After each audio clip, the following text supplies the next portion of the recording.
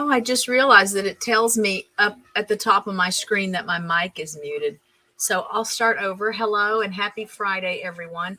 It may be a short live today because I did not hear back from Mike when I sent my confirmation message on Sunday to be sure that it was still going to work for him. And he did tell me that there are times when a shoot will come up and he isn't even at home. So cross your fingers. We'll still do some fun stuff and go over some channel stats for our friends here on YouTube and our channel members. And then I have a handful of did you knows and questions, that random questions from the random question generator. And I am going to still do my lives on Friday through the end of the month because I already have people booked.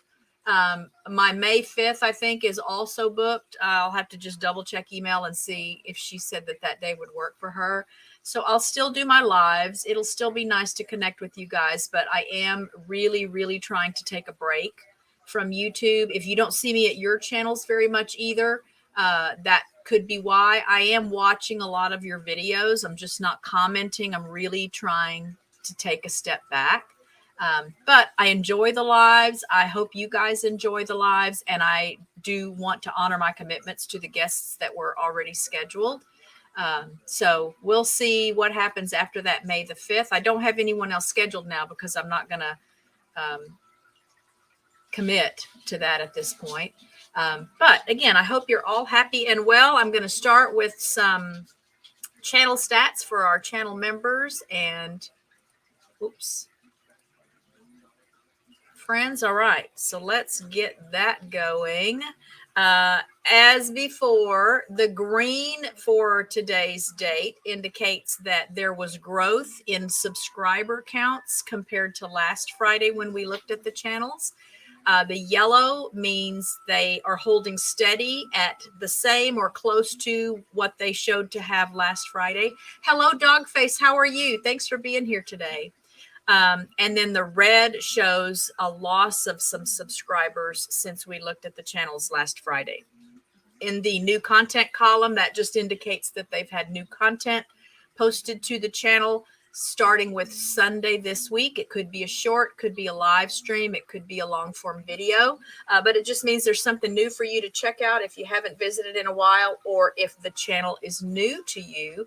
Hi, P-Hop. How are you? Thank you. Yes. In and out. This is always a come and go. And it's still left to be seen for those of you just coming in if my guest will be able to make it today. I haven't heard back from him yet, confirming that he can be here for the show. And he did tell me when I scheduled them that it's not uncommon for him to get a shoot that takes him away from home. So he was going to attempt to be here, but if not, it may be a short live stream today. And if he's here, then we're going to have a good time talking with him about the work he does in real life and here on YouTube. But now let's get to subscriber counts.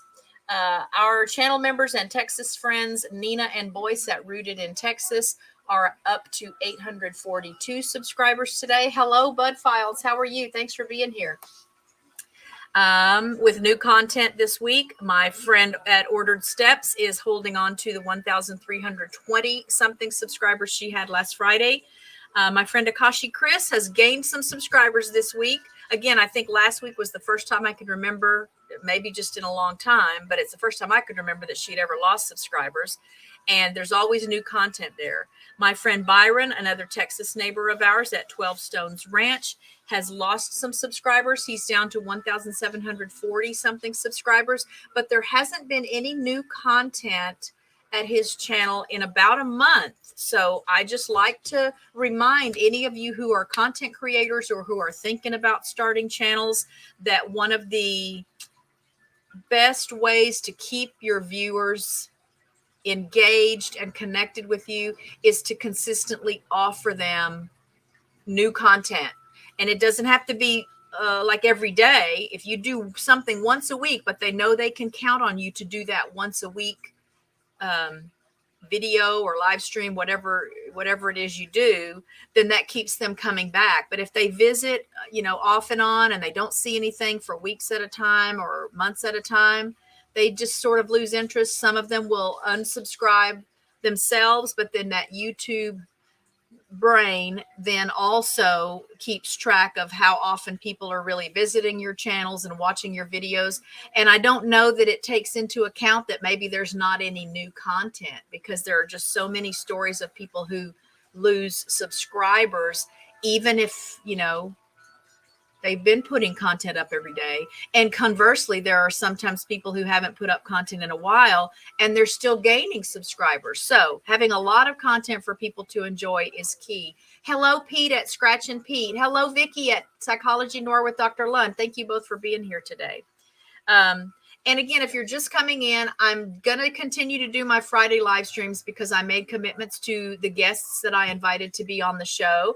And I'm not that kind of person that would cancel that. So I enjoy the live streams with you guys. I like being able to connect.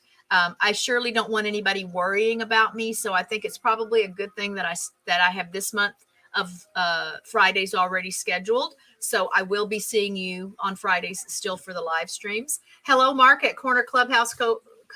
Wow. Why has that not been such a mouthful before today? Corner Clubhouse Cobalt. Thank you for being here today.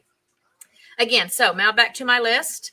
My friend Joe Hupp in Australia has gained some subscribers. He's at 304 subscribers today. My friend Seth the Welsh has lost a subscriber. He does have a new video out. I think it went out 3 days ago. Now I don't remember what day. I may have seen it, but he does have a new video out this week. My friend LB at Woman Outdoors is up to 1,170 something subscribers today with new content for all of us. Jesse and Lisa at Lazy Days Ahead with Jesse and Lisa are up to 1,360 something subscribers today with new content. My friends Jerry and Susan at Butler Family Farm are up to 1,050 something subscribers today. That's a nice jump from last Friday. Gary at Belt Loop 29 is up to 2,150 something subscribers today. Another nice jump. My friend David Hunt is up to 534 subscribers today. Mark, who is in the chat today at Corner Clubhouse Cobalt, is up to 1,100 something subscribers today with new content for us. He's got lives that go out a couple times a week for sure. So, and there's always fun stuff happening in the lives. So you guys check him out. Our friends Brian and Shirley at Just Doing Our Best are up to 1,130. Some nice jumps happening in these subscriber counts, guys. And new content at their channel this week as well. And then for other previous guests on the show, my friend Nick at Multi-Hunter 24/7, a Texas neighbor of ours, is up to 664 subscribers today. Tiffany at Mud and Mascara Homestead is up to 444 subscribers today. Devin and Ryan, our Texas neighbors at Our New Land, are up to 1,090 something subscribers today. I'm loving seeing these. I mean, these are big jumps. When you're not a big channel, it's great when you're gaining more than a subscriber a day. So I love seeing these big jumps.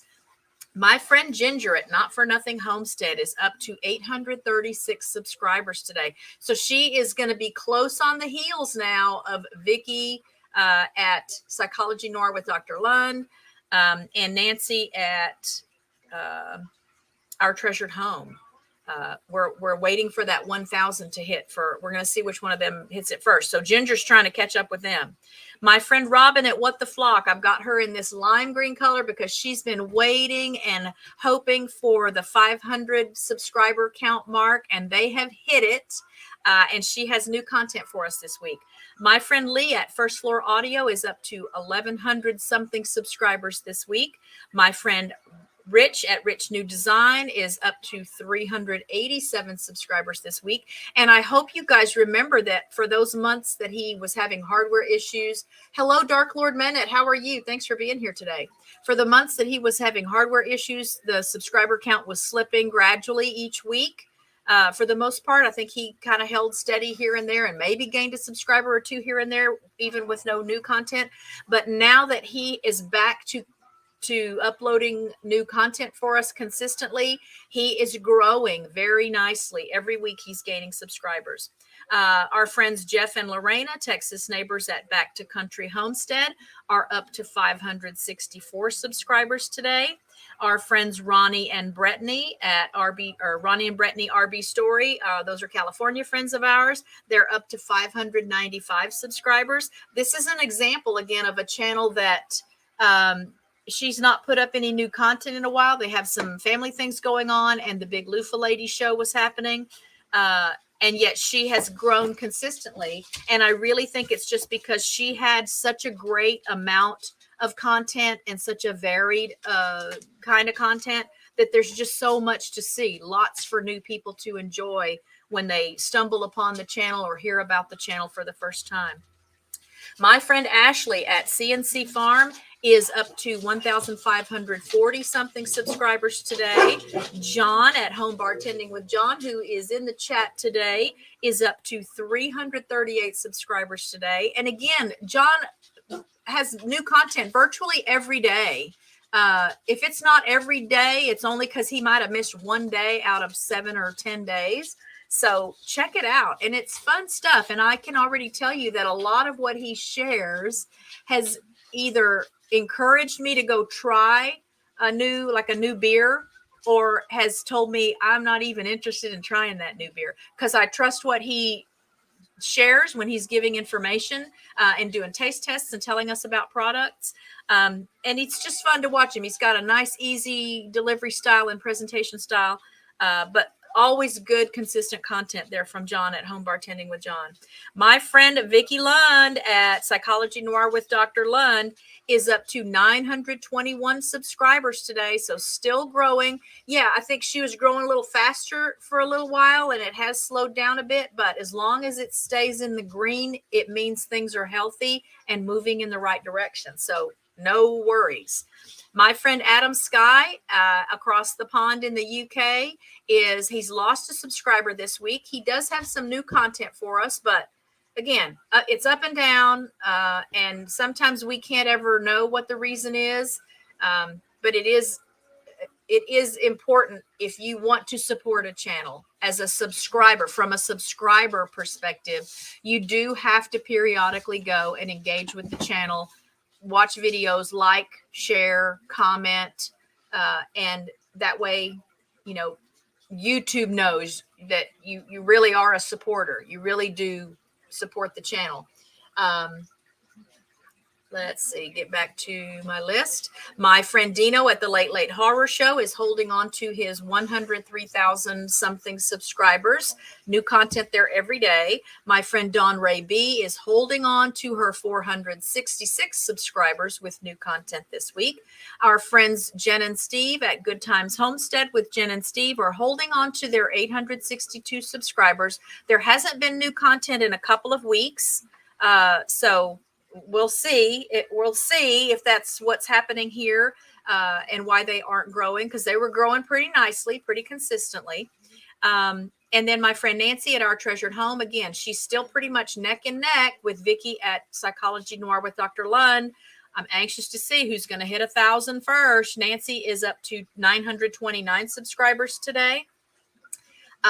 Formerly known as Fat Ninja DM, Medium Ninja has lost a subscriber. Again, no new content there. So we don't know. I don't know what to tell you to expect from the channel. What's at the channel now may just be all that we'll have of Daryl left, now that he's not with us any longer. But I'm still keeping my eye on it and still appreciate what he brought to YouTube and what he shared with people through this medium. My friend David, another Texas neighbor of mine at Safe and Sound Texas Audio Excursion, man, he took off. He was waiting for that 2,000, and it seemed like it was really dragging its feet to show up. And now he just is consistently gaining subscribers, just in a really great way. So he's up to 2,170 something subscribers today with new content for us to enjoy. My friend Peter Tragos at Lawyer You Know is up to 217,000 something subscribers today. Every day there's new content at Peter's channel. Usually there are multiple things to watch at Peter's channel. So he'll have a couple of live streams. Some of the other partners in the firm also will share videos or live streams. Pete Sardis is who I see most often. And they've got the new series that just started. Well, he just introduced it within the last week or so. And so that's been going up now. So a lot to enjoy there and a lot to learn there. My friend Steven at Pawpaw's Kitchen is holding on to his 332 subscribers, another channel that hasn't posted any new content in a couple of weeks. So we'll be keeping our eye on that. My friend Ralph at Webb's Web is up to 153 subscribers today. My friend Amanda is up to 689 subscribers today. My friend Danielle at Danny Days Ahead is up to 1,050 something subscribers today. My friend John at Pedroza Travel is up to 900 subscribers today. So look out, ladies. John is trying to get in on this 1,000 subscriber count mark that's headed toward a few of you. And he's got new content this week. I think it's been 5 days or so since it went up, but generally there's new content several times a week at his channel. My friend Angela at The Inquisitive Farm Wife is up to 1,480 something subscribers. Again, there's new content there virtually every day. My friend Millionaire Paul is up to 246 subscribers today. My friend Tom Salta is still growing, and he has been putting up content a couple times a week now. So a lot of it, I watch it just because, again, this is a personal, real life friend of mine. Tom Salta is my geezer gamer brother that I've known for a long time. And so, of course, I am excited about everything he does on YouTube and in his real life. And what he does in his real life is amazing to me. And he's an award-winning, very talented, mind-blowing, gifted creator, musician.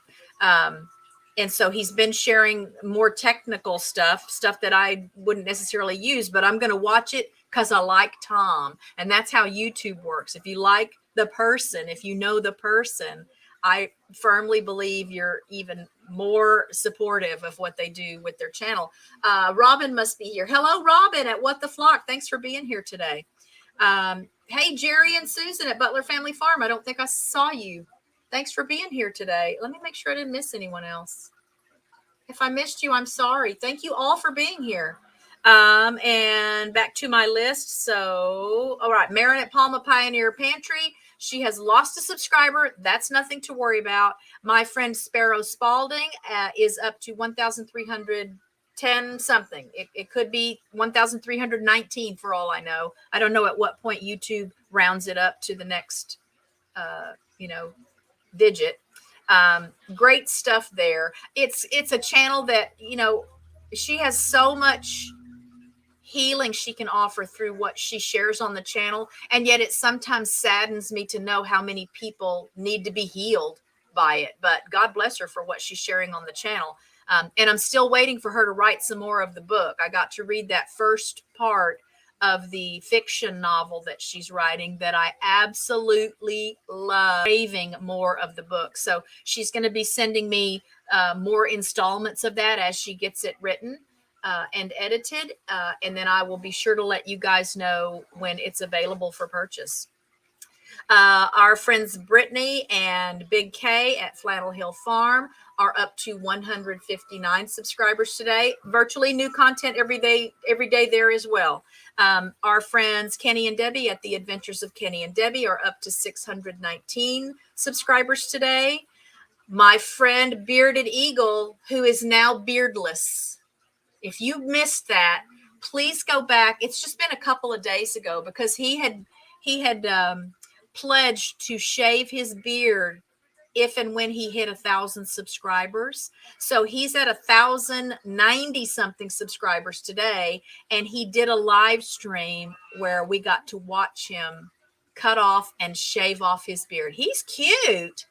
He's cute. And he looks much younger, I think, even without the beard. So check that out. That was fun. I don't know that I have anything that I could, any goal I could hope to reach, and any big enough challenge like that I could hope to. I'm not willing to shave my head or anything like that. But hello, Canadian Family Life. How are you? Thanks for being here today. So check out the currently beardless eagle at the Bearded Eagle channel. My friend Heather at Come Hither with Heather is up to 896 subscribers today. Again, more people getting in and chasing after these close to the 1,000 mark channels. My friend Steve Robson at Wild Macro Art, previously known as Steve Robson Photography, is holding steady at his 24 subscribers. I don't know if you guys remember. So when we first met him, he only had like 10 subscribers. So he is growing, but there's not a lot of new content going up at the channel. It's not his focus, so to speak, the channel. He is very active on his Facebook page, and you can check that out. I encourage you to check that out because I still think he offers an opportunity to see maybe the not so loved critters in a different way, so that at least even if you are kind of squeamish about them or they give you the heebie-jeebies, you really can see how intricately, perfectly beautiful they are. God's jewelry. It's jewelry for the earth. So he's just got a great gift for capturing the tiniest of little creatures in images that really, I mean, make them seem warm and fuzzy, even if you're not a person that already thinks that those kind of critters are warm and fuzzy. So check him out. P-Hop, thank you for that. Oh my gosh, I'm going to put her comment up, guys. Thank you, P-Hop. That's precious to me. I will be doing some more music videos. Again, taking a break in general. I'm hoping to use part of this time to, again, have a plan, pick some more songs to record, and just, decide what my focuses are going to be. Obviously, we're planting a garden, and so toward the end of the month or maybe the beginning of May, I'll have hopefully a great update on my garden. I can tell you guys now that my crookneck squash, who knew crookneck squash grew so fast? I started everything in those little clear 24 count egg cartons, and those took off even in the little egg cartons. So I got them transplanted into bigger pots. They're still sitting out on my front porch because we haven't finished the garden yet. This week I've been getting up early in the mornings to go across the street to our neighbor's house because they had a big delivery of, I think it's called Chip Drop, where you can sign up. It's free, and you can sign up to have mulch delivered to your yard. And it's hardwood mulch usually. It's great in a garden. It's great just for landscaping, but we kind of try to always incorporate not a full hugelculture gardening method, but I do like to put as much organic material. So like when we clean out the duck pen, a lot of times the bedding that I take out of there will go into the garden. And when we're cutting all this firewood, the little limbs that we really can't do anything with, the twigs and leaves and things, those go into the garden beds. We can throw scraps of food into the garden beds. So I'm putting down a layer of this mulch, and the neighbors were thrilled that we were ready to get our garden going, because this mulch, when you order the Chip Drop, the one caveat is that you get a whole truckload or you get nothing. So they can't just bring you, a few cubic yards of mulch. You get a whole dump truck full. So they've had this big pile of mulch sitting in their front yard for probably 2 years now. And they used what they needed for their projects. And so I asked if I could, buy some of it from her. And she said, no, don't buy it. Just come get it. Come get as much as you want. We got it for free from Chip Drop. I'll be thrilled if you want to take some of it. So I've been carting a wheelbarrow at a time back and forth and dumping it in the garden. So I've still got a little bit more of that to do. And then we'll get a layer of soil put down. And then I'll get these little, they're not even sproutlings. They're not even seedlings anymore. Not the crookneck squash. They're just really taking off. I'll get those planted there. My cucumber is also growing beautifully. Not as fast as the crookneck squash, but it's just doing really, really well. And I'll get those transplanted. I have my first 2 little basil plants. I planted basil from seed, and then I just potted 2. They're so tiny. I don't know if y'all can see. They're so tiny. They're so precious. And I've got those potted into some clay pots. My dwarf kale is not growing as fast. I only got 5 seedlings out of my little container, but I really think I waited too late to plant it because they like cool weather. That's a cool weather crop. And it's been stinking hot here some days the last week. So I think it's maybe a little too hot for it. I've got peppers starting. So I have serrano peppers and big Thai peppers. And those little seedlings are now popping up in those containers. So lots of gardening will be happening, which has been a huge therapeutic blessing for me. I love working in the dirt. I love being outside.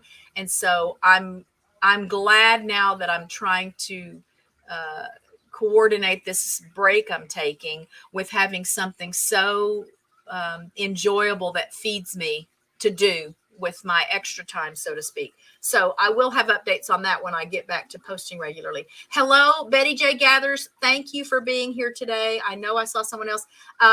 Devin, I'm guessing that's Devin in our new land. Thank you for being here today. Let me make sure I haven't missed anyone else. Embarkation Nation, thank you for being here today. So nice to see you today. All right, we're almost through with our list here.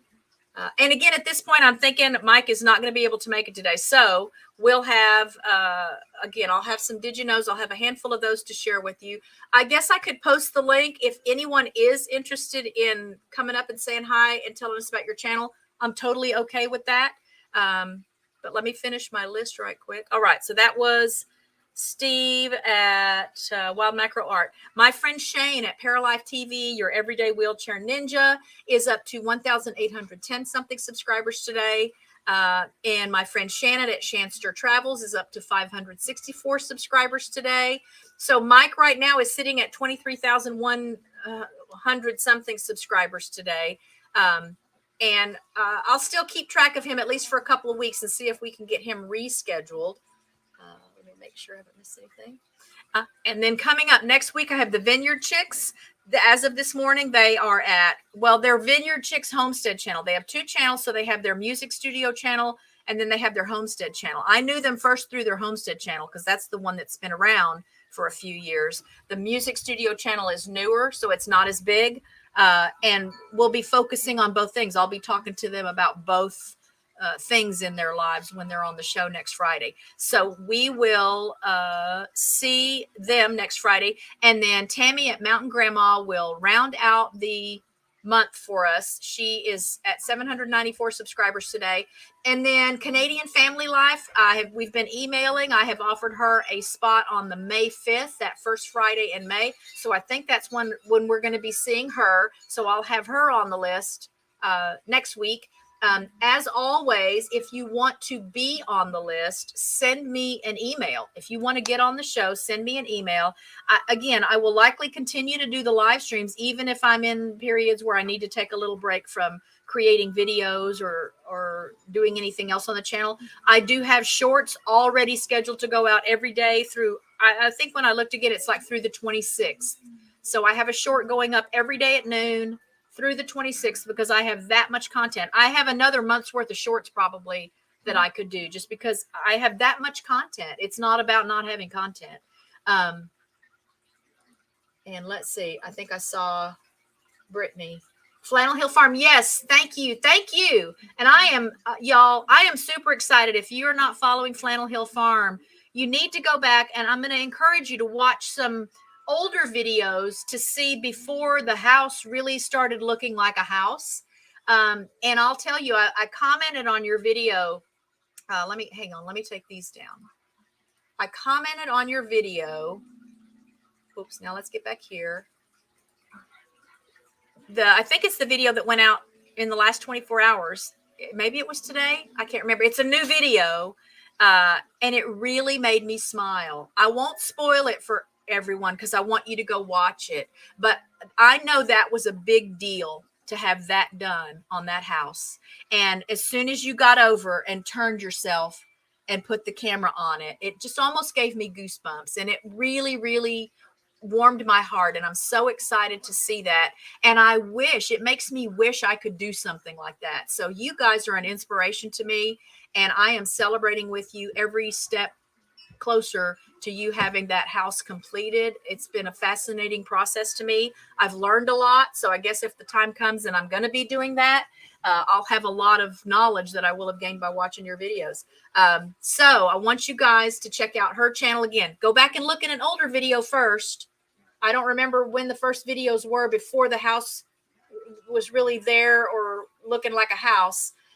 But just make it more fun for yourself to go back and do a comparison and then watch the most recent video to see the great milestone that was reached with the house. Let me post the link here. I'm going to post the link in the chat. Again, if you'd like to come up and say hi, you don't have to be a content creator. That's not a rule. If you just want to come up and say hi, tell us what's going on in your life. If you're gardening, I'd love to know about it. If you have animals that you care for, I'd love to know about it. I'd love for you to share that with us. And we can still turn it into little mini interviews, so to speak. So if you want to come up, you just click that link. You don't have to download anything. You put in the name that you want to show on the screen. You do have to have a camera and a microphone. If you are in the chat and you have been a guest on the show before, I'd love you to even pop on and say, yeah, since we were here back in whenever, here's what's been happening at our channel. Here's what's been happening on our property. I probably will schedule some sort of a reunion stream at some point. And I know there have been channels over time that I've said to them, I'd love to get you back like in a year and let's see where things are. But here and there, I don't mind if you want to pop in and say hi and remind everybody of who you are and what you do. Let's now spin for channel of the week. Let's get that done. I'm going to share my screen again.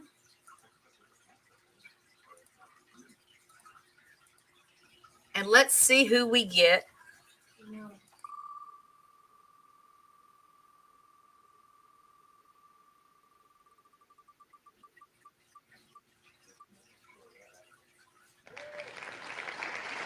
Okay, I haven't seen them in my chat in a while. Great little family. They travel with their dog and just share with us their journeys and experiences as they're traveling. So that's a fun little channel for you to check out. I'm excited that that came up this week. And now I'll share with you let's do some, we'll start out with a random question. Here comes a random question for you.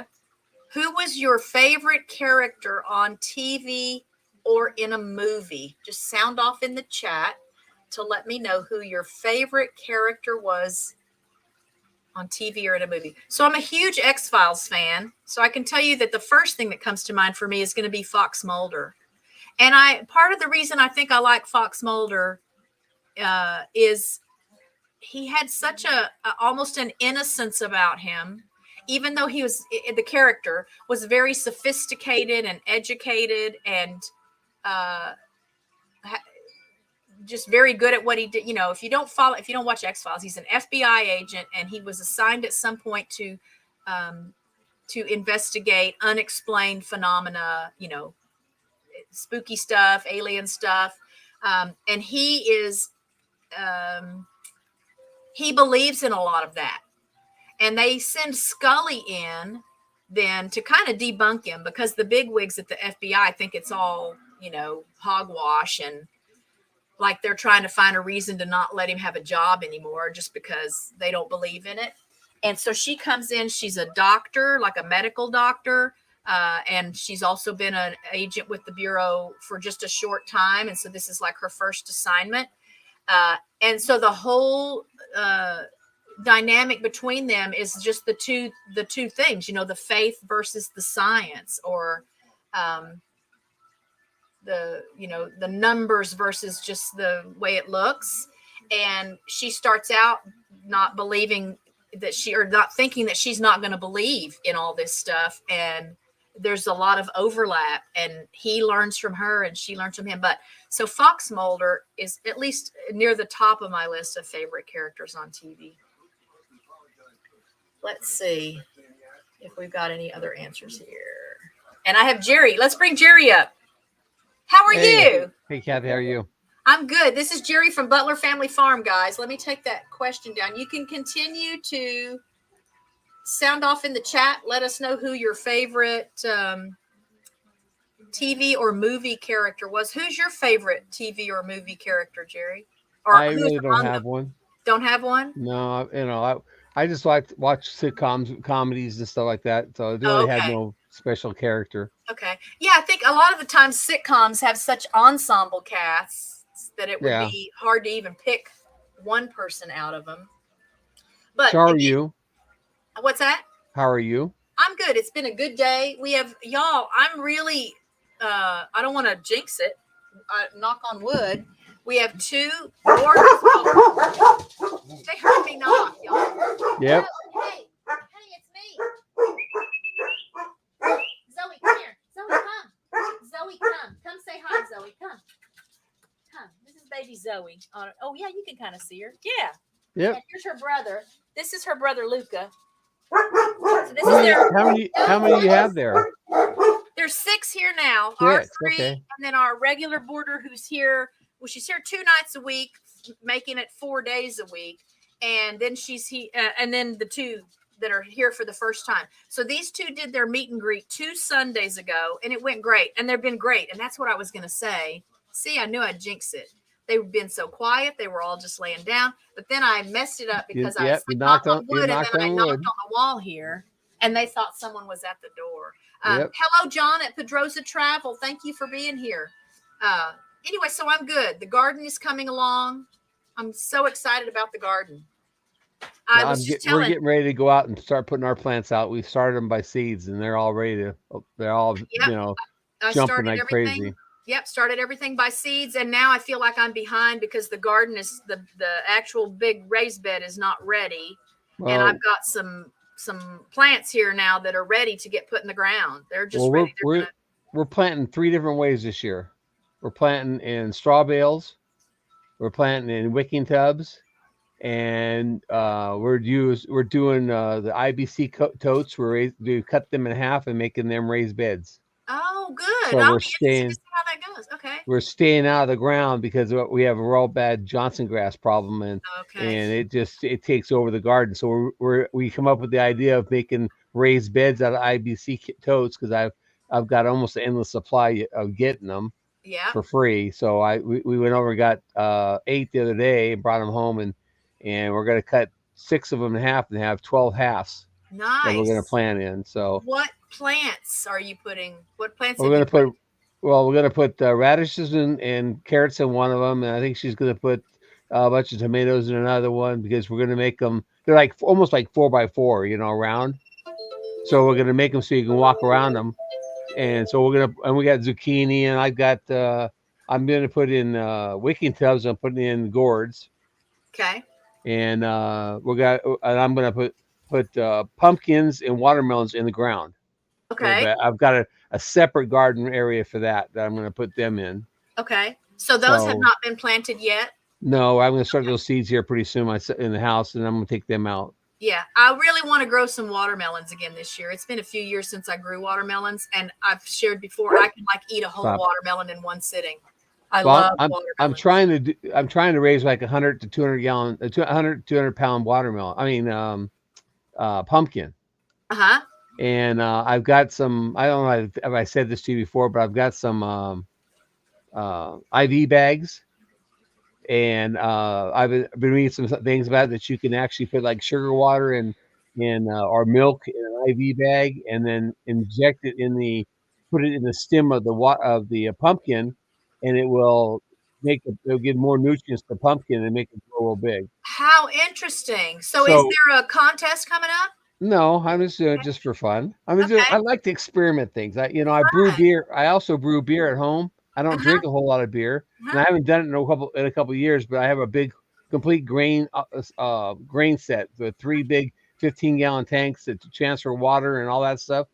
And I don't drink it. I just brew it and bottle it and give it and have friends come get it because I like to experiment with it. If I add a little bit of this or add a little bit of that, what will this do? What will that do?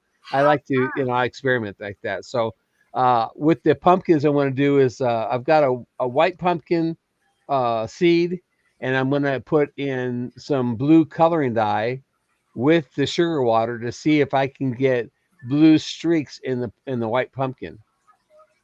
Oh, how interesting. So And tell me again how big you're hoping to grow a pumpkin? I want to grow one between 100 and 200 pounds. How, like, size wise? Yeah, it's sit on a pallet. Okay. Oh my It'd be God. on a pallet. It'll be that You, once it gets that big, it'll be on a pallet. But you probably should be looking for some sort of contest to enter, though. I'm just doing, like I said, for the fun of it. And we're gonna make pumpkin pie out of it afterwards. So Yeah. we'll be giving pumpkin pies away. Yeah. So, but anyways, I just want to pop on and tell you that we're I noticed we're over 1,000. Yes. We Yes. jumped over 1,000. I got into a community that just took off with it. So Yep.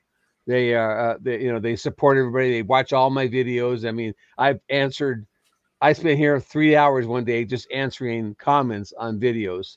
Wow. Because they go in and watch Nice. all the videos, and it's a real nice community type thing. So Nice. So tell me where you are on watch hours, though. Do you know? right now I'm 1,700 hours short. Okay, so did you hear that, guys? Let me get your link shared. Hang on one second. And So I do have over 300 videos that you can watch that cut added up to over 3 days worth. okay, so I'm going to share his link, guys, because the way this works for those of us that, oops, that's my yeah, video. That's our first video. Yeah. You got to watch that video. We almost tagged you, but we were afraid to because we didn't know what was going to go on with you and stuff. So you need to watch that video. That's I will watch that one. But here's his link, because here's how this works, guys. This is one way you can make a huge difference in supporting channels, helping channels grow, and helping those of us that want to turn YouTube into a source of income.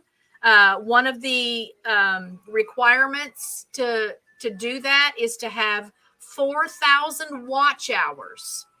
It sounds like a lot, but when you have, I always look at it like when you have 1,000 subscribers, right? Theoretically, if everybody would just go watch an hour of your video, an hour of videos, it might be a live stream. Jerry does live streams. Yeah, we're doing one tonight at 8 o'clock tonight. Watch his live streams. That's a great way to get some watch hours. But he's only 1,700 hours short now of the 4,000 that he needs to join the YouTube Partner Program, where he can start making money for the efforts that he's putting into the channel.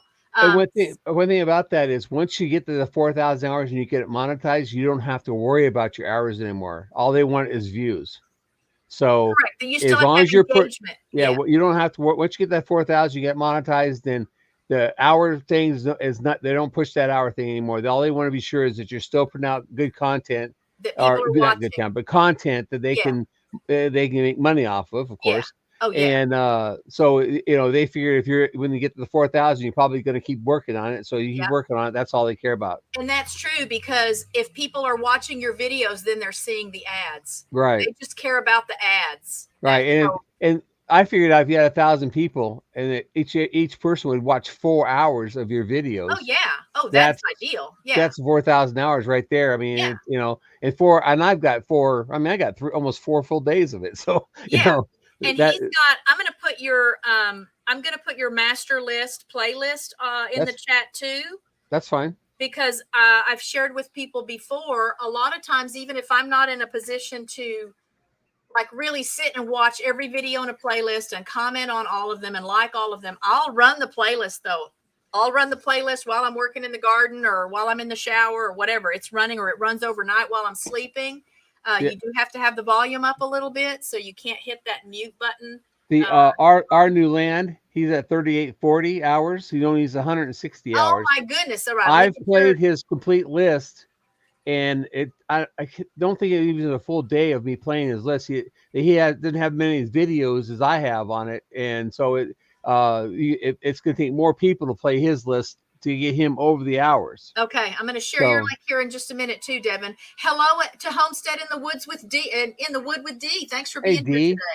But so please make it a hi, Harry Man, Hoaxes and Hoodwinks. How are you? So look, here's an interesting comment. He has 10,000 watch hours, but only 500 subs. Yeah. So, and I know, again, when we started out, we got to that 1,000 subscribers mark pretty fast, but we didn't have the watch hours. It was so painstakingly slow to get our watch hours. I still feel like live streams are what really pushed us over the edge. The live streams I was sharing before the goslings were born, or the goslings hatched. Well, I can tell the hairy man that the key to it is to get in the communities of other people, other small channels, and they'll help you out. Oh yeah. I met a guy who was married to a Filipino woman who told me, you need to go into this chat, Jerry, and I went into her chat, and she got me almost 300 subscribers in 3 days.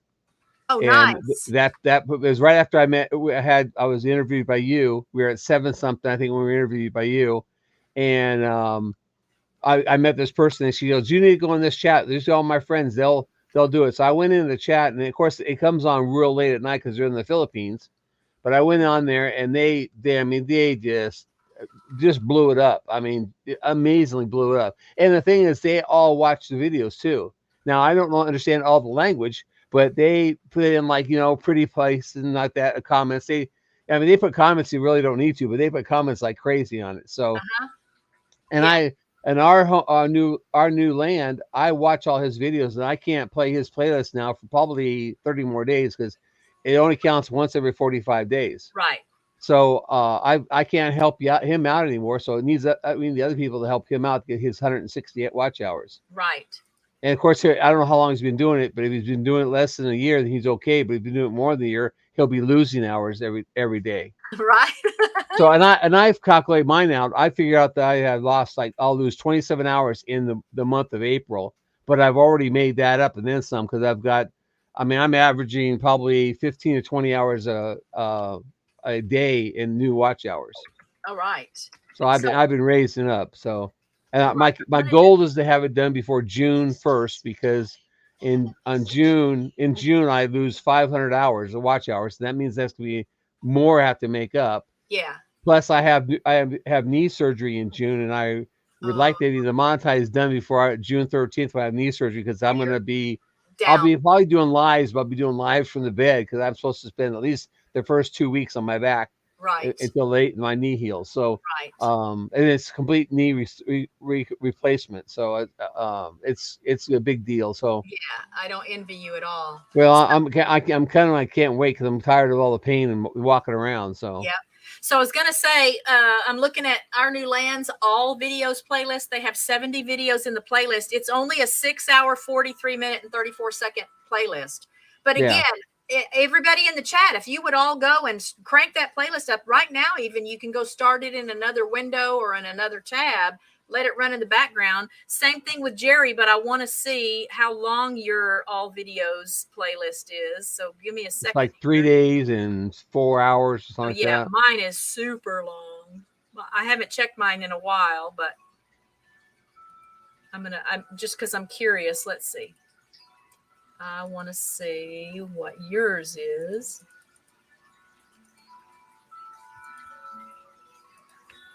Yeah, our new land says Jerry's is days long.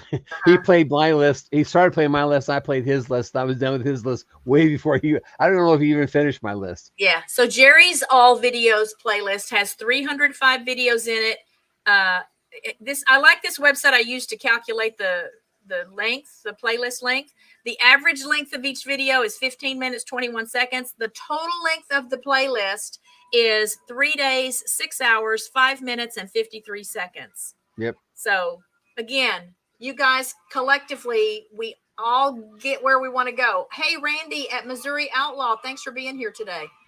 Hey, Randy, how are you? Yeah. So see, look, so Devin says he had yours running on an extra laptop in the kitchen. Again, you can have another browser, have another window for whatever browser you use, or just open another tab while you're doing whatever you're doing. You can still be watching other YouTube videos and have those playing in the background. Yeah, if you've got a computer that's got any kind of really kind of memory on it and stuff, it works pretty good. I actually ran 6 playlists on one day at the same time. And I was in all 6 of them. I was in them talking to them. They were live. So I was in 6 lives playing their stuff all at the same time. Yeah. And a lot of times, again, I will have overnight I'll start out watching the first couple of videos, make a couple of comments, like the videos, and then they just 3 or 4 channels. They're just their whole playlist will just run overnight for me. So, I'll never feel bad in my chats, guys, to let me know where you are on watch hours if you need watch hours, because again, that's a big part of the puzzle. And it is nice to be rewarded monetarily for the time and effort and energy that goes into thinking up videos and recording them and editing them and uploading them and just actually working the channel, because it's work. It can be fun work, but it is work. It takes time, it takes energy, and it takes a lot of dedication to keep it going. Since I've got everybody on here and I got you on here, I want to let everybody know on April 20th, I have a video coming out. It's a April Angler video. Okay. And I've had a lot of fun making it, and I'm hoping my wife and I sit and laugh at it because it's really a good video. We have everything done. It's supposed to be a catch, clean, and cook video. We have all of it done but the cooking part, and so we're gonna try to do that here this next weekend. So I'll have it all done by next Thursday, and everybody's gonna need to check it out. It's gonna be named April Angler. 23, I think. Yeah. Yeah. Yes. Yeah. So it's through 9 Acre Farms is a sponsor of the main person of the collaboration, but there's only 2 people who know about my video, what I've done, and they said they can't wait for it to come out and see what it's like anyway. So I've done a lot of work to this video. This has got more. I got more editing in this than I do on all the other 305 videos. Wow. I'm telling you. So that's next Thursday, guys. Yeah, next Thursday. So it will be out. Yeah, let me drop your link again. It's a little higher up in the chat. Let me just get here. I'm just going to go here.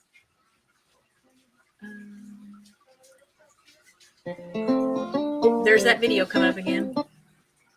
All right, here comes Jerry's channel link again. If you watch a video on my page, it's called Heart to Heart, and that a lot of people get to know Susan and I more personally, but because it asks us about how we met and all that stuff. And sweet, yes. So that was a fun video to do too, because we started it 3 different times, and she said, well, I messed up, and I was gonna edit it out, and I started watching before that. I said, you know what, I'm not editing any of this. No, that's part of the fun. And I just left it the way it is. So it's kind of I got good music to it, I think. So okay, yeah. Anyway, that's a fun video to watch. I watch it over and over and over. So, yeah, I need to update my intro video because I've been having the this and that with Rich and Kat has been what's on the homepage for returning visitors. So I need to update it since that's what we just did. Hey, Connie Cleary. Hi, sweet friend. How are you? Thank you for being here today. All right. So I just dropped Jerry's channel link again. I appreciate what you did for us, and I appreciate the interview. It was fun. Susan and I talk about that all the time. And when I saw that you were going to be on it, I said, "Oh my gosh, I know that. I hope she comes back quick." And I thought you weren't going to do this on Fridays anymore either. So well, ideally, I would love to have just been in a position to really take a complete break, but I made commitments to people when I scheduled the shows. I know people like to come on and visit with content creators and meet new people. And it's fun for me. That's still fun for me. It hasn't been anything about YouTube not being fun. The break has nothing to do with YouTube. So, hello, Leanne at Mennonite Farmhouse. Thanks for being here today. Hey, Leanne. So there's a takeaway. You guys, please go help. Let's close the gap on this 1,700 hours that Jerry needs to hit the 4,000 watch hours required to become a YouTube partner and start making at least a little money off of the effort he's putting into having a channel for us.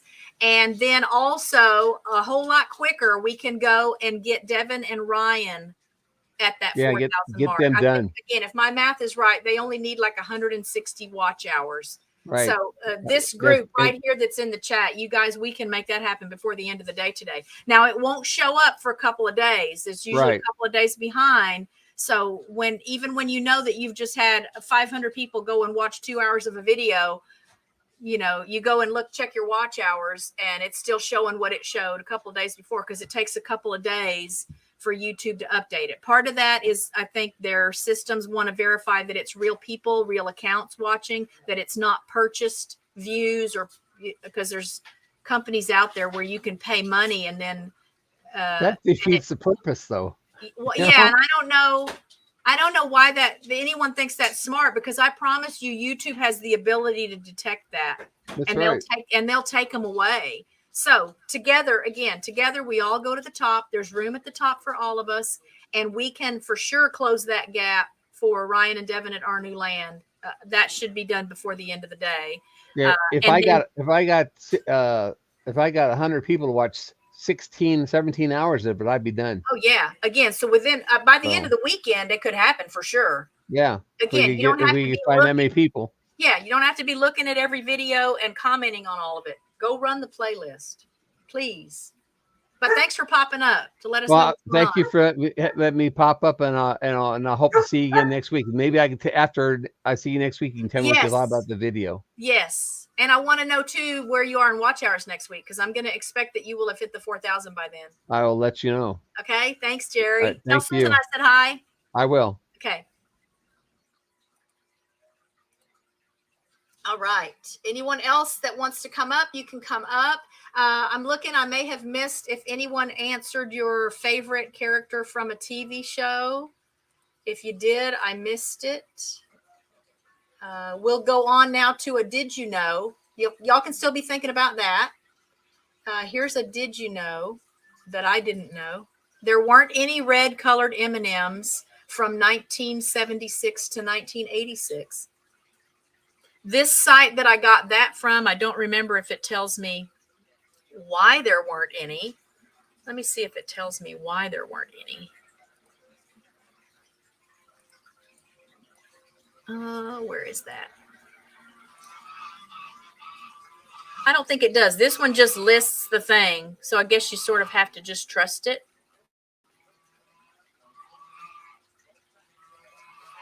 Yeah, it doesn't tell me. I wish I knew why there weren't any red ones. Was there like a shortage on red dye? Here's another, did you know? Then we'll do another random question. Did you know 42% of the raw chicken you purchase at the supermarket is contaminated with bacteria that causes food poisoning? So again, kudos to all of you that are raising your own meat birds, doing your own processing, not buying stuff that's been shipped from wherever it may have started from. Oh, gotta get back into chat. I see there've been some. Yeah, see, so Leanne has a great channel, successful channel. A lot of great stuff to learn there. She knows how YouTube works. She's really good at Name That Tune. Who'd have thunk it? Like, my mind is blown, Leanne, after the one or two times I guess I've seen you over at Tony's channel. Y'all, she knows music. That just is really, that really tickles me. Yeah, that YouTube machine, y'all, I'm telling you, it's really sophisticated. Just think about what's available technology-wise right now. There's not really a way to get one over on YouTube. YouTube is too big. There's too much money in it. There's too much power in it. There's not a way to cheat your way through. Hey, John, I think I have someone making a request. Let me post the link again in case anyone else would like to come up. And then I'll get another random question posted. All right, here comes another random question.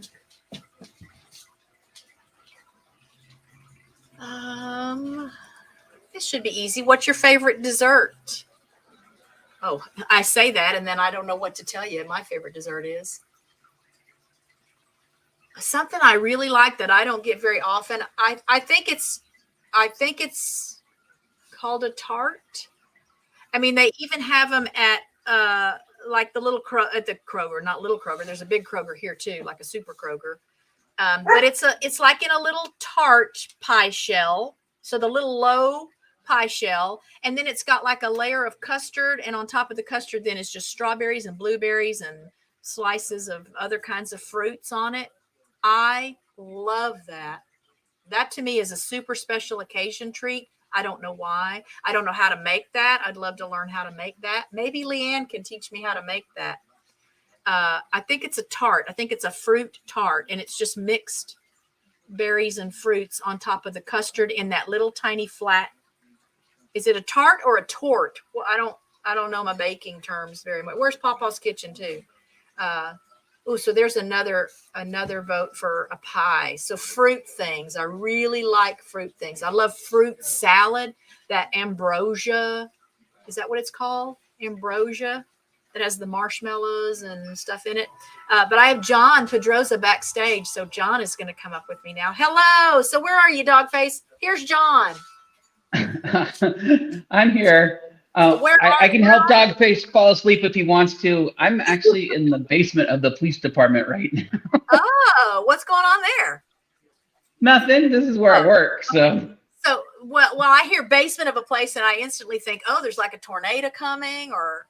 No. Although if you see these rocks behind me, these are rated actually to like for an atomic bomb. It's 6 inches of concrete behind here. It's crazy. Oh, wow. Okay. Yeah. So is that where you would go if the time came and you had to figure out where to go? Yeah. If there was an atomic bomb blast, this is the place that you wouldn't want to be.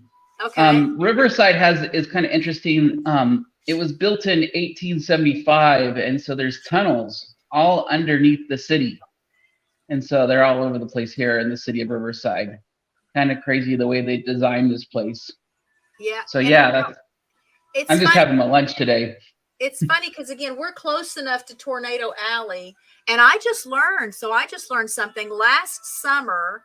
A tornado hit, closest one that's hit to us. It was maybe 1.5 miles from here, maybe 2 miles. And there's a Walmart and a Sam's Club right where the tornado hit. I just learned this morning that Sam's Club is not even going to ever reopen. There was so much damage to it. Wow. And I haven't been over there in a while. I mean, we don't really shop there because it's considered grapevine.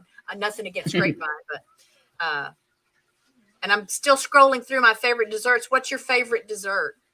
Mine is probably a 7-layer bar. Okay. Do you know what all is in that? Yeah. So in a 7-layer bar, you get chocolate chips, butterscotch chips, you get coconut, walnut, and then you layer it with graham cracker. 7 layers total. Can you pretty, make that, or do you buy it? Yeah, I make it. Okay. Where's that video? You want that video? Yeah. Okay, I'll make a video. I'll make a video of a 7-layer bar just for you. And how would you say 7-layer bar in Spanish? Dulce de 7 niveles. Okay, so see, you could call it that.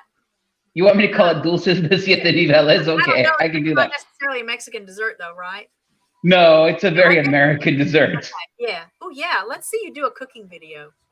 And okay, I can try. Yeah. I did a car video the other day. That's right. The cheap fix that the Toyota. The cheap fix video. Yeah. Couldn't believe they wanted to charge me $500 for that. Yeah. Something you could fix with a butter knife. Yeah. I'm like, really? Really? Yeah. You're going to charge me $500 for something with a butter knife? Well, see, if you can do that video, you can do a cooking video. Oh yeah, sure. I'll do it. I'll do it just for you. Although I have to say it's gonna be busy this month. I got like a super busy schedule going on. I just booked a cruise today for June. Okay, where are you going? So I'm gonna be going to Ensenada. It's another Baja cruise down to the Mexican coastline on the west coast. Okay. Yeah, so I'm gonna be doing a lot of like beach videos coming up here. In May, I'm going to a place called Puerto Nuevo, which is Lobster Town. Okay. That's where all the lobster fishermen are in Mexico, and I'm going to talk about lobsters in Mexico. Our lobsters are different. We don't have claws here, the lobsters. They're spiky. Oh, how funny. Yeah. So our lobsters are different here in California than back east. Do they taste the same? They taste better, in my opinion. But of course, I'm a Californian, so I have to say that, right? At the police station, too. Yeah. And we cook them different here, too. I'll be talking about that, too. We cook them Baja style, which is they fry them in lard. It's really good. And instead of steaming them, they fry them here. California, Jerry. Yes. Riverside, California. That's correct. Riverside, California. That's correct. And David Hunt, if you didn't hear, I did greet you when I saw you come in. Thanks for being here today. I can't see the chat right now since I'm talking to you, so like you're just gonna have to help me, Kathy. If there's anything that you see in the chat that I need to talk about. Yeah, I'm trying to catch it all. And then back to the desserts. Dogface says he's not a dessert bloke, but a rich beef stew and a little garlic pita bread. No okra for Davo. Some onions. It's love. You won't need any dessert. Yeah, I am much more a savory food person. I would rather have the entree, the primary meal. But when I do get desserts, I really do enjoy fruity things, pies, and those tarts. Okay. Whatever that's called. I'm going to be watching Leanne's channel. She calls those 7-layer bars magic bars. Oh, okay. I didn't know that they were called magic bars. We just always call them several. Maybe where you go is different. Like I know up north in Canada, they have what's called an animal bar, and I made that one time. And that one is chocolate and custard together, layered in.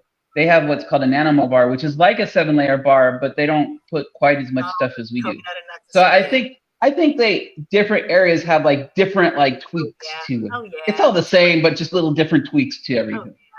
And yeah, nothing against Grapevine, but we have a Costco right down the road and another Sam's Club right down the road. So we just don't drive all the way to Grapevine, all the way 2 miles. We don't drive all the way to Grapevine to go to. So is Grapevine your local supermarket? Is that what it's called?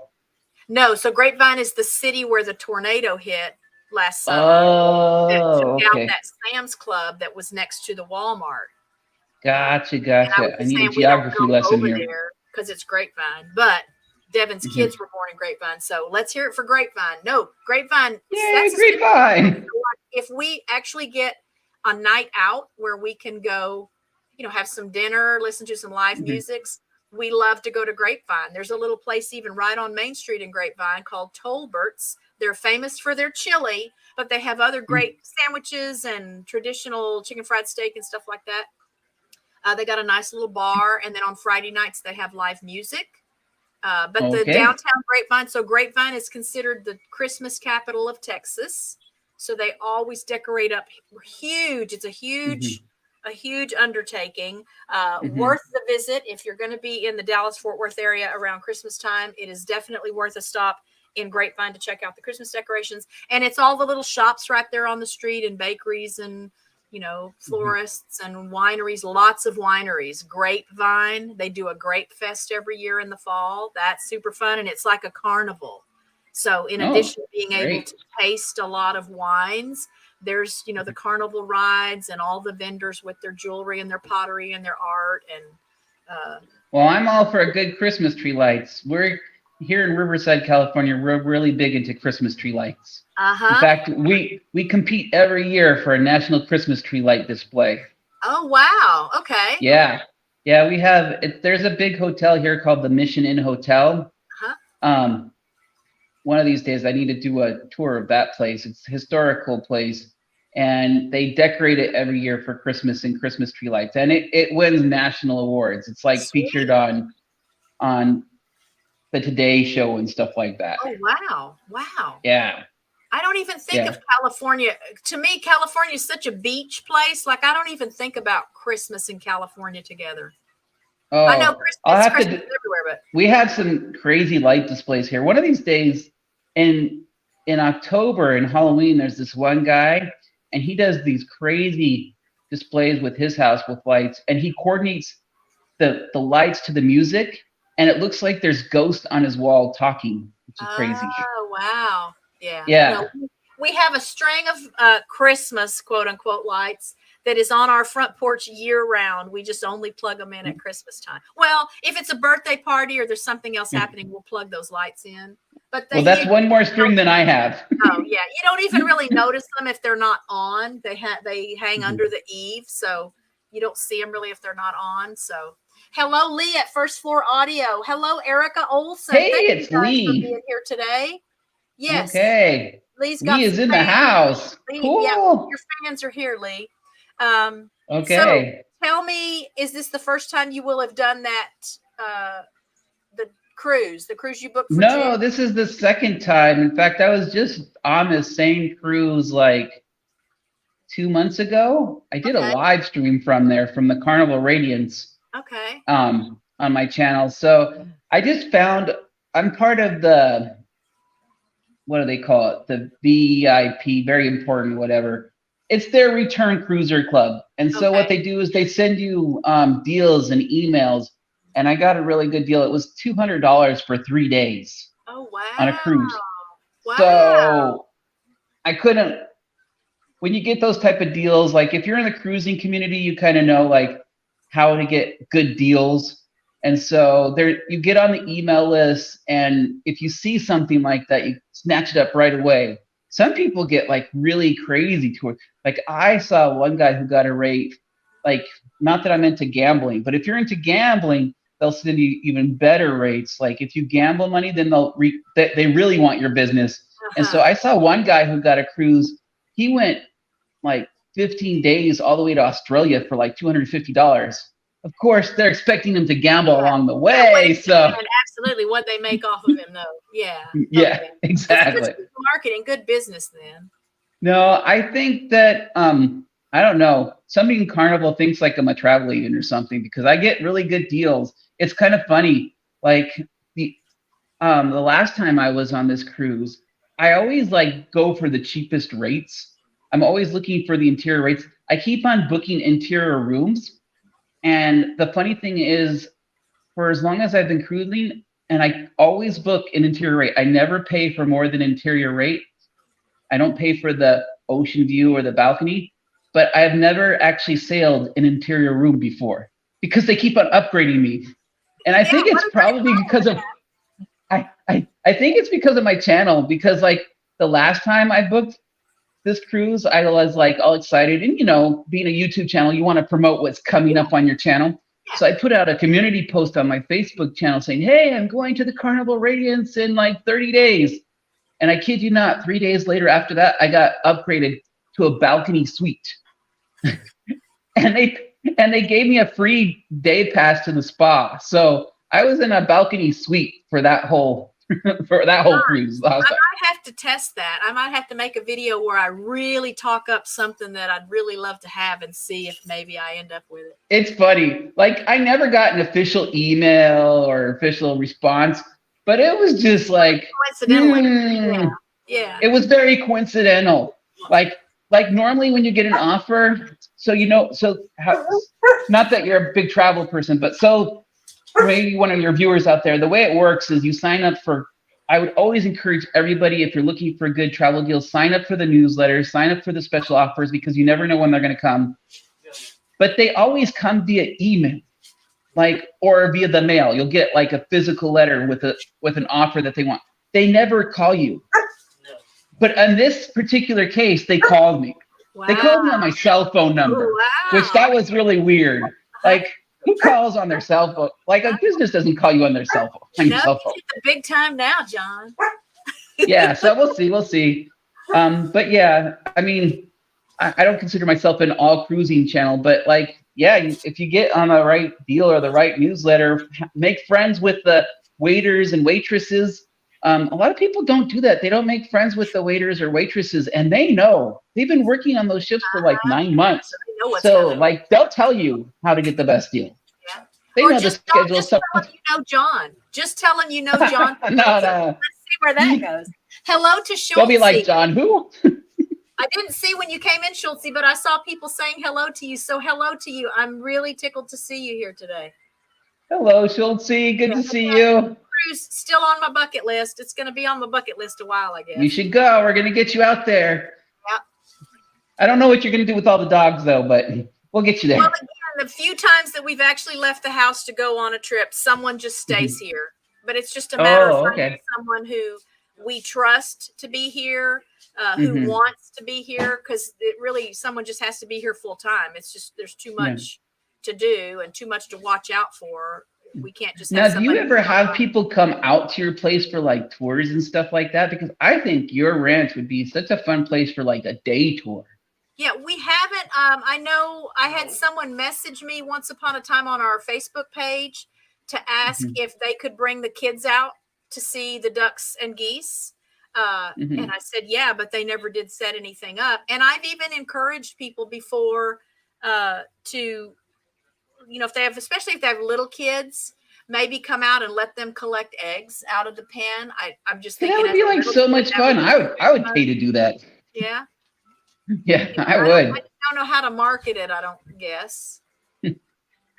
Well, I guess it's because here in California, we don't get a lot of country life. Yeah, we tried a bartering thing for our boarding. I posted a thing on our Facebook page to let people know that if they wanted to come out and help bag up some of the manure, we would take, I mean, it was big. I thought it was a great incentive, like hundreds of dollars in boarding credits that they could earn, but no one took us up on it. So, bummer. But people don't act like they mind paying us for boarding. So maybe they're thinking, I don't care if I save money. My dogs are staying there no matter what. But yeah. But didn't Chris from Chris Mindfork, didn't she come and visit one time? She came out. She did a crossover video. So there's a video on her channel of her time. They came, we had pizza together, and she met all the animals and fed Cabo and Delilah. And she fed the ducks and geese even. They just weren't real sure because they're kind of iffy about new humans that come around, but yeah, they got to meet everyone. Hello, I hear that geese can be very. Yeah, look, so Jerry has that same offer. Y'all can go up there to Jerry's place. They'll have a big list, I'm sure, just like we would. Anybody that wants to stop by. Oh yeah, Dude Ranch. I need to start marketing us as a Dude Ranch. There you go, a Dude Ranch. Maybe we'll get a canoe and put it out on the pond back there. And people can go around the pond. That when I think of a Dude Ranch, there's like canoeing and stuff like that. Horseback riding and all that kind of stuff. Yeah, it's like that old. I don't know if you ever watched the Disney Club, the Mickey Mouse Club back in the day, and they had Spin and Marty. I know the name. Yeah. Oh, on the old Mickey Mouse Club, there was a little show inside the show, and it was called Spin and Marty. You should check that out on YouTube. It's a black and white show, but really old. And Spin and Marty were like the youth leaders of this Dude Ranch. And they do things like cowboy type stuff, very like Westerny. You might like it. It's kind of corny, but it was fun. Yeah, maybe we'll do some kind of Dude Ranch thing. Or I even thought we just didn't put the time into really planning it, of having like a pumpkin patch in the fall, having part of the pasture blocked off maybe and doing a pumpkin patch. Uh-oh, I think we lost you, John. I think you're frozen. So anyway, Jerry at Butler Family Farm and here at RichKatRanch, you're welcome to come and have a Dude Ranch experience by seeing what it's like to work an active farm/ranch. All right, let me make sure I haven't missed anything else in the chat while we're waiting to see if John's going to make it back. A Dude Ranch. Let me look up a definition of a Dude Ranch.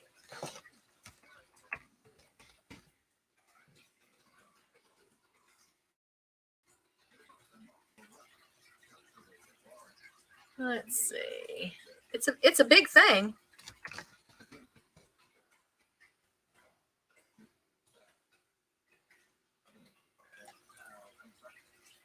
All right. Dude Ranch. If I'm just at, what is this? Well, I don't know what this website is. Here's the Dude Ranchers Association website. Dude Ranches are the original. I'll just share that screen while I'm reading it. Here we go. What is a Dude Ranch? Dude Ranches are the original Western vacation. Back in the late 19th century, ranches allowed visitors from the East Coast and Midwest to escape the crowds of their suburban lives to experience the unique rejuvenation of spirit that ranches had become known for. Ranches quickly became a home away from home as returning guests became lifelong friends with the staff and guests. It's a quality that still exists today as Dude Ranch vacations continue to provide that special brand of Western hospitality that nourishes body and soul. So Dude Ranch, so if you're a member of the Dude Ranchers Association, it looks like there's all kinds of perks. We don't have a place to hike. Well, there's the little trail around the pond. I wouldn't even call that a hiking trail.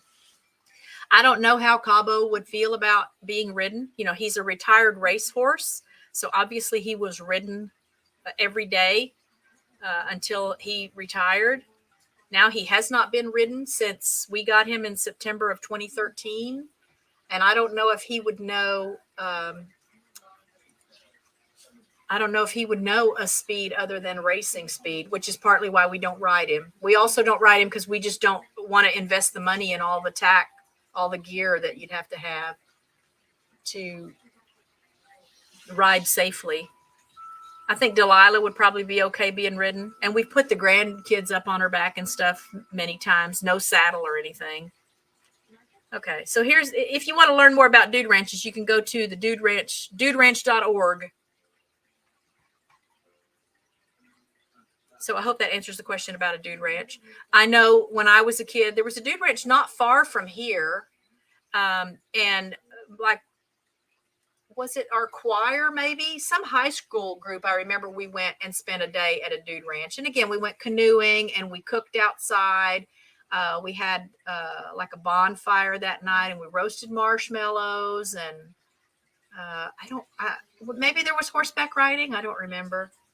And it was just fun outdoors. There were animals around, again, stuff to do on the water.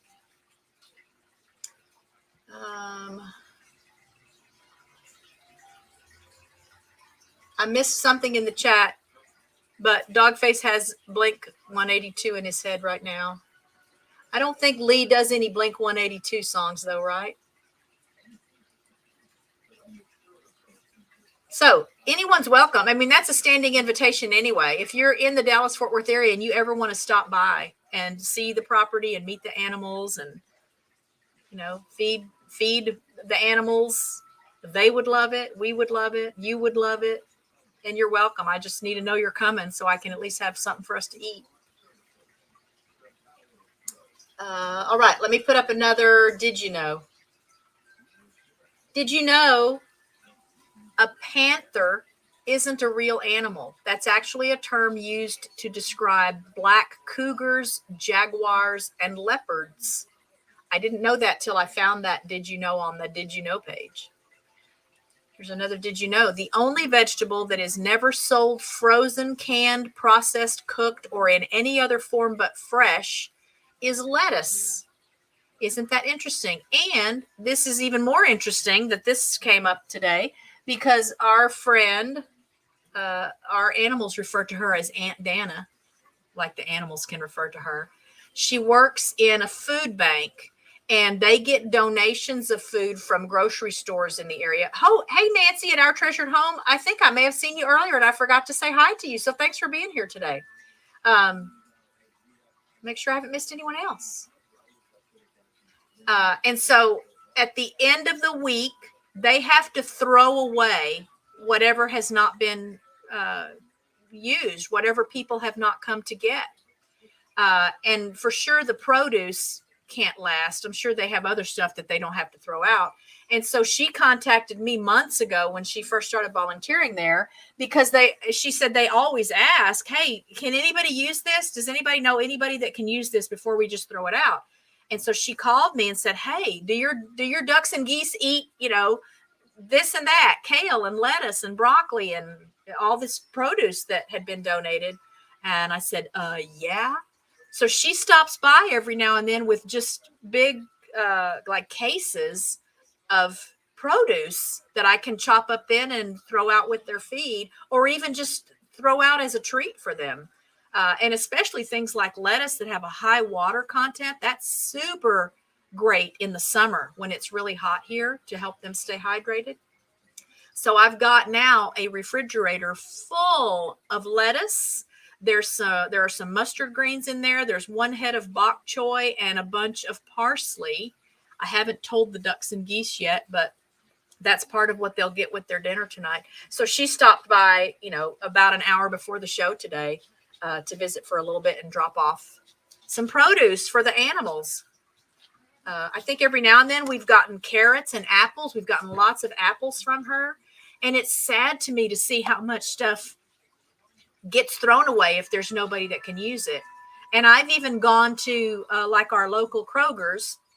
I've gone to the produce managers before and asked them, hey, if you are at the point where you're going to be throwing out outdated stuff or soon to be outdated or not quite so fresh and beautiful anymore stuff, I'll happily buy it from you. And they said they can't sell it. They're not allowed to sell it, which I can understand. But even though I tell them it's for our ducks and geese, they said they still can't sell it. So I feel okay about her bringing stuff by because I know it would be thrown out otherwise.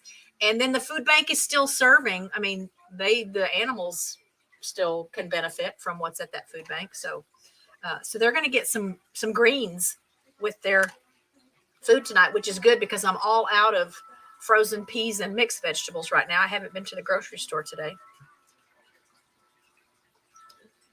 Oops, sorry about that. Yeah, your birds and your box turtle. Absolutely. Absolutely. Anything produce-y. Yancey, so y'all, our turtle, and I put up a short recently. She used to be real good about eating greens and broccoli and carrots and stuff like that. And then she went in a phase where she just didn't like it. I would put stuff in her tank that she used to love, and it would just sit in her tank for a couple of days until I took it out. She's decided she likes that stuff again now. So she loves like radicchio. She doesn't get carrots real often because they're not supposed to get carrots real often. She'll get a little slice of like a broccoli stem. She doesn't like the broccoli crowns. She loves strawberries and grapes. She loves celery. And so now she's decided that she wants to eat that stuff again. So she may get a little bit of this too.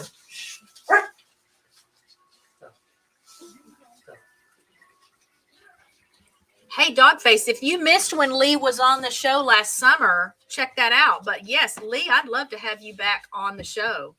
That might be fun. Do an update, let you share some new music, because I know you've got some new music since I had you on the show last.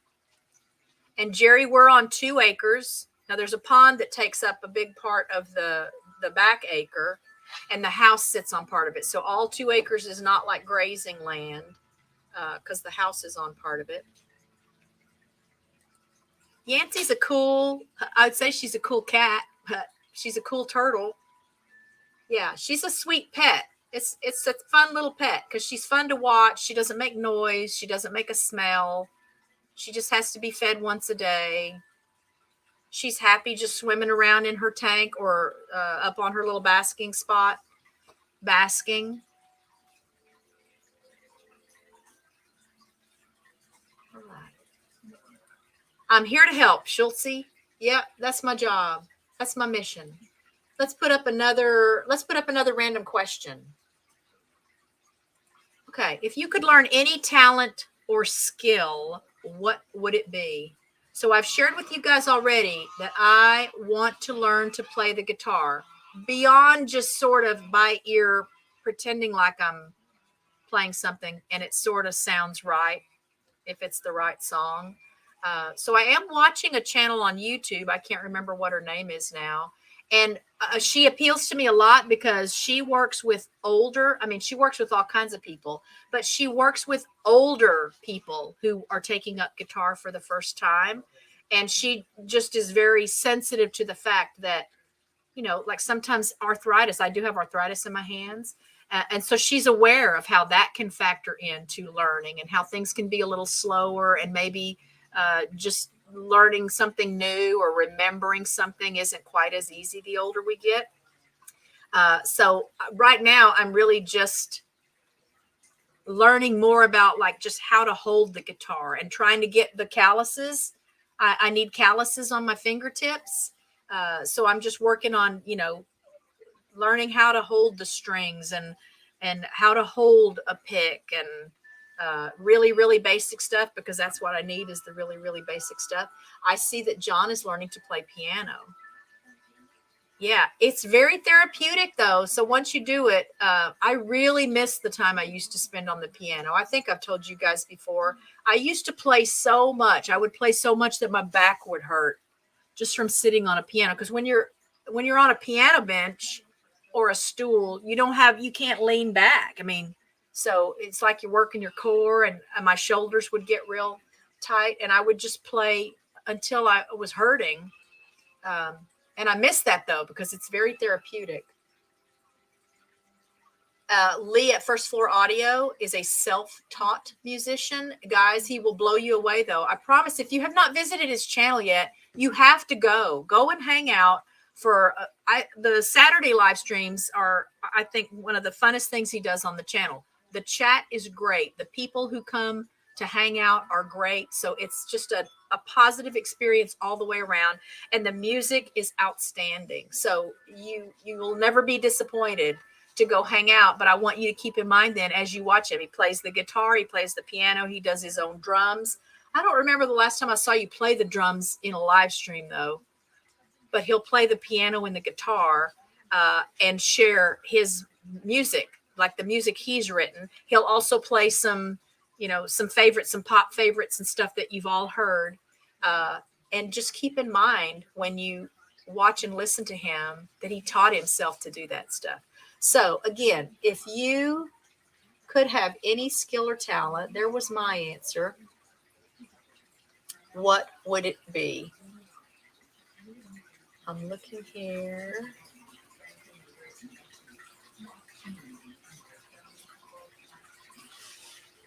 Oh, back to the Dude Ranch issue. Yeah, so I've had people ask me before, I think, what's it called? Hip camp? Is that a thing? People can come and rent your property and put their RV on it or, pitch a tent or whatever. And so I've had people ask me if we do that. When they learn that we're a sniff spot location, they ask if we do that.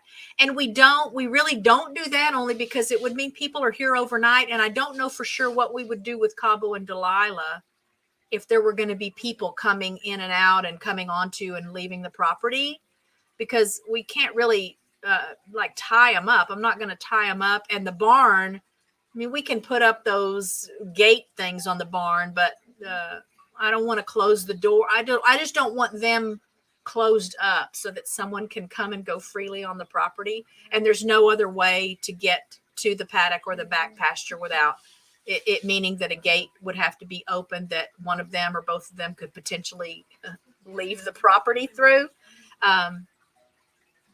But we could come up with some sort of day thing where somebody could be, on the back acre.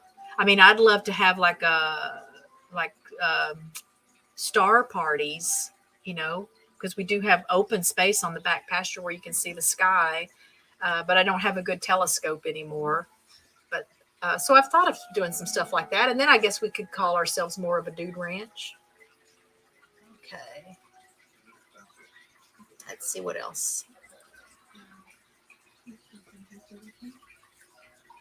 Okay, so Dark Lord Minute misses painting. John is using Simply Piano. Yeah, you can pretty much do anything if you can get some chords figured out, which I'm learning is true of the guitar, but I'm just not at a point yet where I'm ready to start memorizing chords. I literally am still just working on getting calluses on my fingertips and learning how to strum correctly and learning how to not look. So one of the exercises I do, it's just to help with fingering and being familiar with where all the strings are. And I'm not even good at that yet. All right, Vicky's learning how to edit. Connie Cleary would like to learn the drums. That is very interesting. There's another plug for Lee's Saturday live streams, guys. Those start at 5 p.m. Central Time, which is late for him in the UK, but he does that so that we can all enjoy it. Erica says she's not musical. Oh, yeah. Arts and crafts would not hurt your ears. Okay. Drums have been put away for now.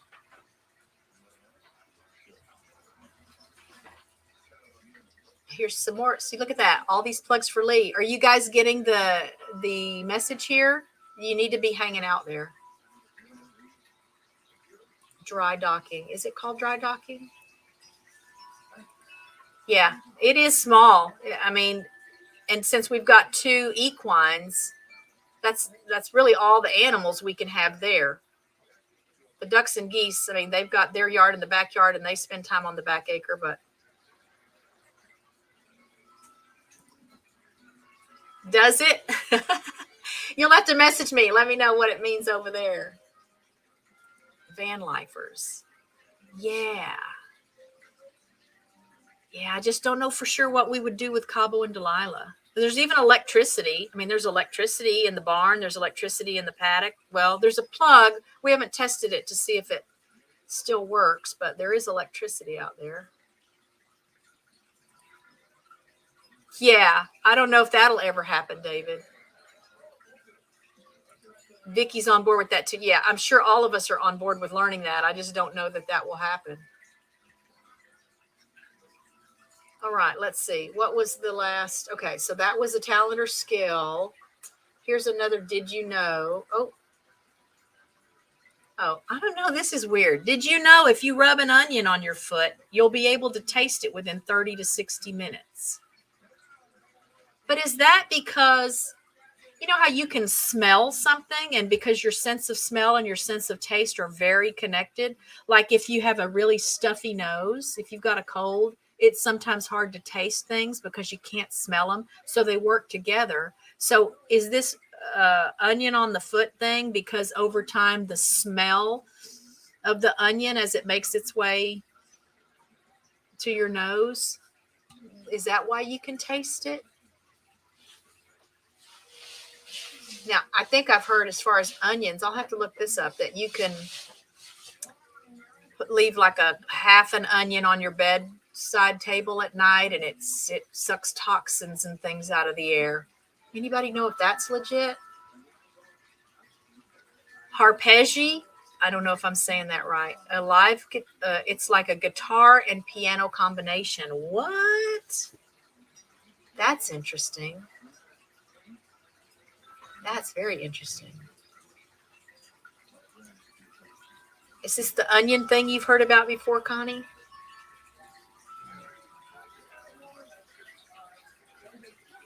Oh, wow. And so, nope, where I just passed right by it. Let's see, but let's look at this. Haven't heard you can taste it, but my friend swore it'd clear your nose if rubbed on the feet. Interesting. I might try it for that then. Dogface likes onions any old way he can get them, and that's like his chocolate. Interesting. All right, so we'll have to see if that's, I don't know if that's legit or not. And now let's do some this or that's, some either ors, and you guys sound off. A pool or a hot tub?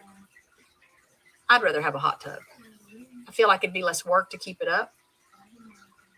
It would have some, well, I mean, a pool can also be like a healing thing, but a hot tub just seems like it would be easier to, sit in it with a glass of wine or whatever your beverage of choice is, because it's got the little seats in it. Dogface would rather have a pool. And if you have one or the other or both, let me know what you think. I'm just thinking a hot tub would just be logistically easier to manage. I mean, we don't have a place where we could put a pool here anyway. Nicole Wheeler, how are you, honey? Thanks for being here today. Oh my gosh, there's my friend Nicole Wheeler. And tell me, are you back in the U.S. yet?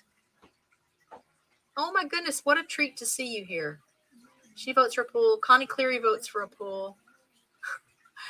Vicky's just going to go easy and say a wet washcloth. Hard choice for Erica, but she says a pool with a hot tub on the side. And that's how I usually see it. And I know, so we have clients with the 2 horses that we tend to pretty frequently. I miss you too. I love you very much. I hope if you're not home that you'll be home soon. And I appreciate you've done more for me than you realize. So our clients with the 2 horses that we tend to pretty frequently, they have a pool with a hot tub. And she always tells us, hey, if y'all want to use the pool, But I think we go over and, we spend time with Sport and Nakona. And then there's a whole list of stuff that needs to happen here. I don't know if it would be much different if we had a pool or a hot tub here. I don't know how much time we could really just spend sitting around relaxing in the hot tub or in the pool. And again, I love to be on the water and in the water. I just can't tolerate being underwater. That's my one phobia, is being underwater. Still in Abu Dhabi.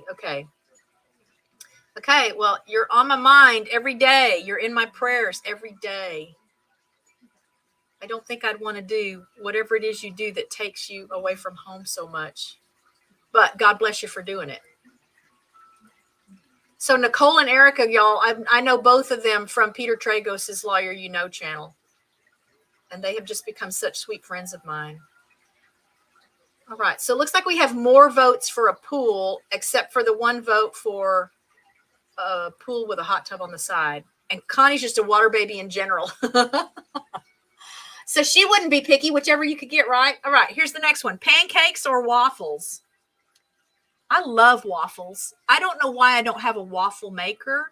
I'm not really in the mornings, though. I prefer like eggs and bacon and fried potatoes over pancakes and waffles and things like that. But if we're away, like on vacation, eating breakfast either at the hotel or out somewhere is like my favorite thing. It's like what really makes me feel like it's breakfast. And if we go to IHOP or Cracker Barrel or someplace like that, then yeah, I get the breakfast that has everything: eggs, bacon, fried potatoes, pancakes with the cherries and whipped cream on top. And it's like the whole day's worth of food in the one meal. But let's see what you guys say. Okay, there's a vote for waffles from Jerry.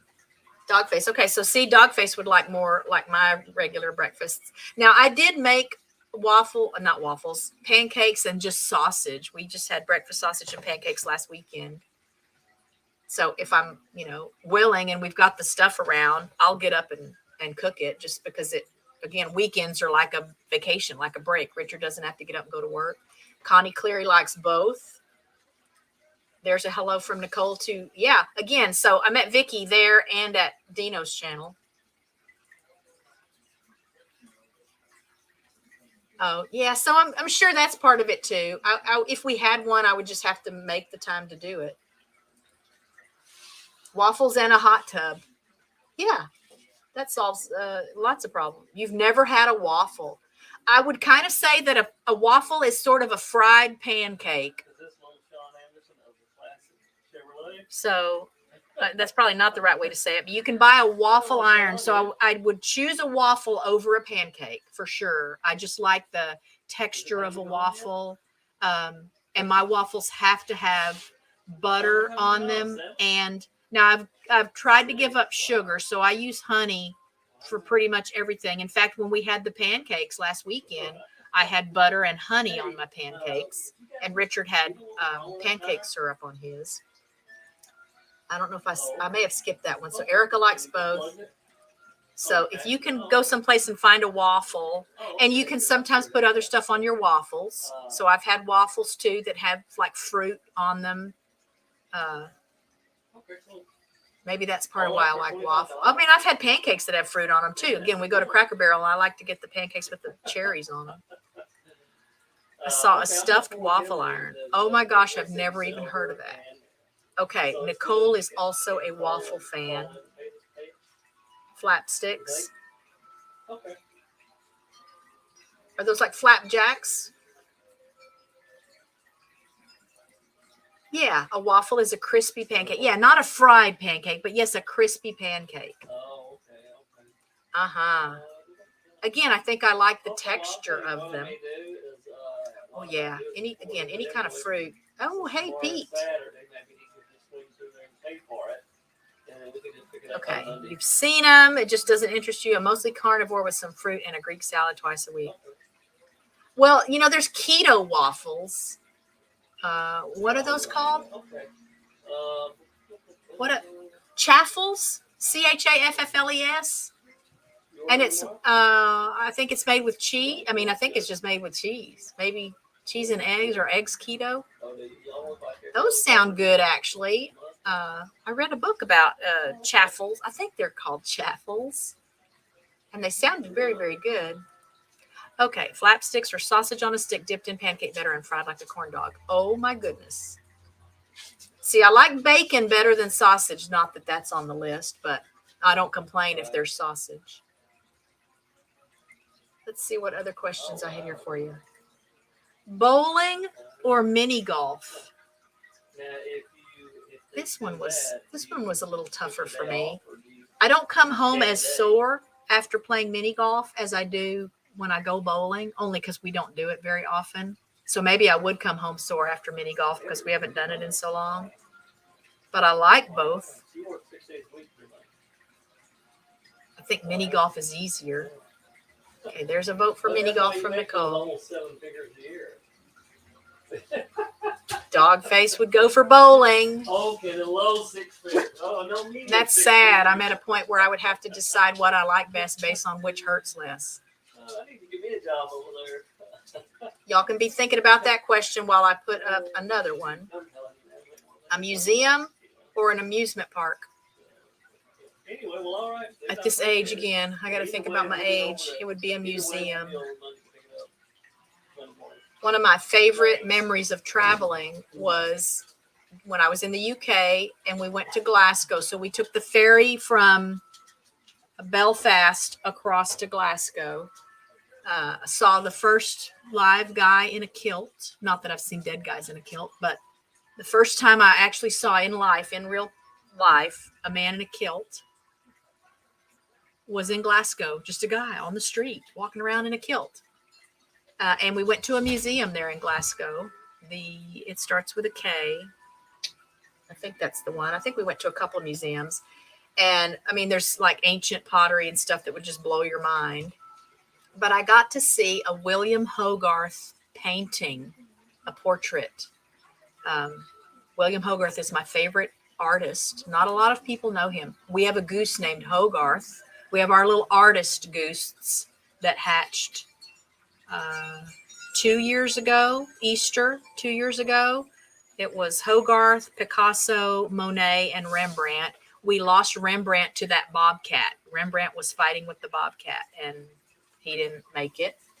But Hogarth now is like the primary dad of all these goslings that keep showing up. I say he's the primary dad because he's the one that's most unfriendly when I get too close to the nests. Kelvin Grove, yes. So I think that's where we went, and I got to see a William Hogarth painting. And I was just so excited to see anything William Hogarth, because anything I'd ever seen William Hogarth before then had just been online or in a book. And the only reason I knew about William Hogarth is that way back when I was a junior in high school and we had to write our junior theme, I wrote my junior theme on the difference between psychiatry and psychology. And part of my paper then dealt with the origins of psychiatry, modern day psychiatry and psychology.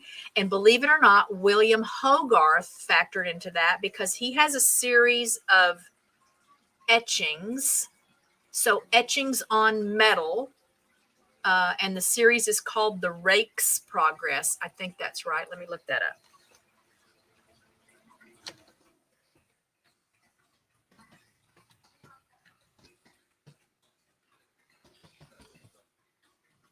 So that'd be a real treat if I ever can go someplace to see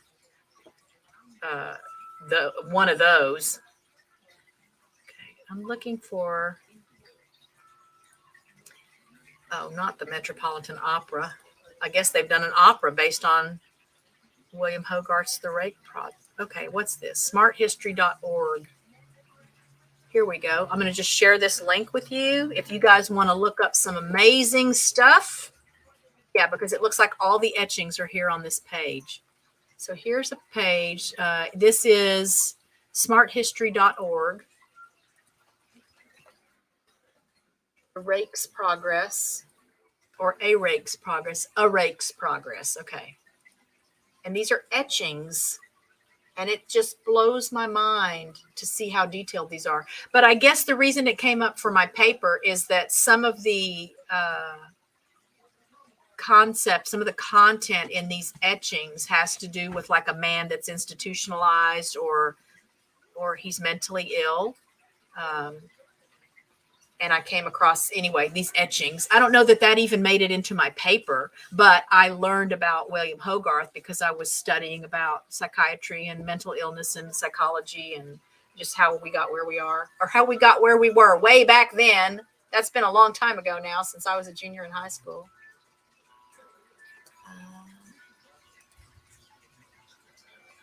Yeah, I think it's a little bit of an ordeal. There's another museum. Lots of museum votes. Yeah, I like it. Kind of depends on the mood and the weather and stuff like that. I'm obviously not as up for jolting roller coasters and walking in the heat like I think of when I think back when, the kids were little and we had season passes to Six Flags. Yeah. If you're ever in Glasgow, Scotland, visit the Kelvin Grove Art Gallery and Museum. Yeah, you'll have to look him up, but you guys check out A Rake's Progress. Here's another vote for museums. Oh, how sad is that? Yeah, I think everything now has been retrofitted.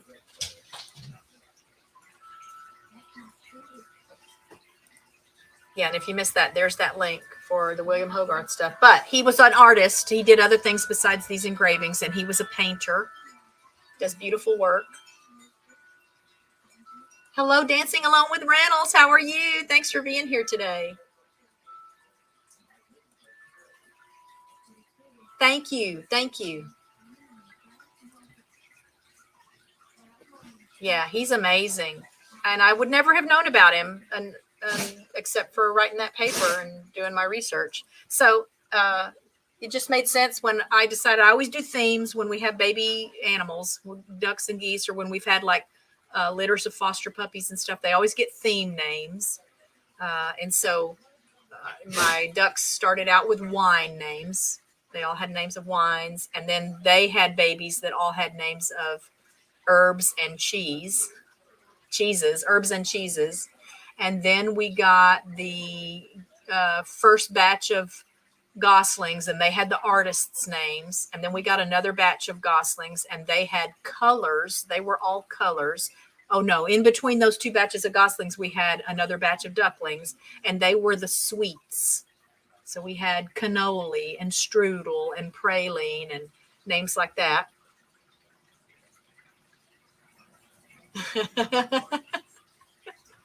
Is that you in that etching? Hey,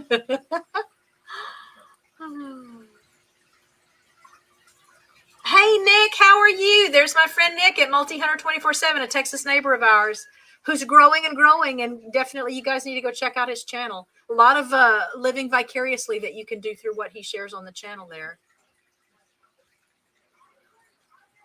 All right. So I think I have one more this or that before we wrap it up.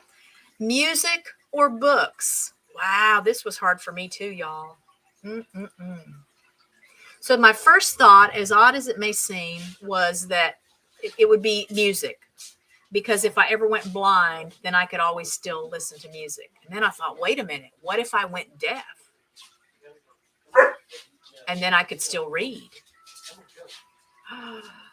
Both of those things are pretty equal for me, music and books. So that's a hard one for me to choose. But I'll be interested to see. Okay, let's see. Oops.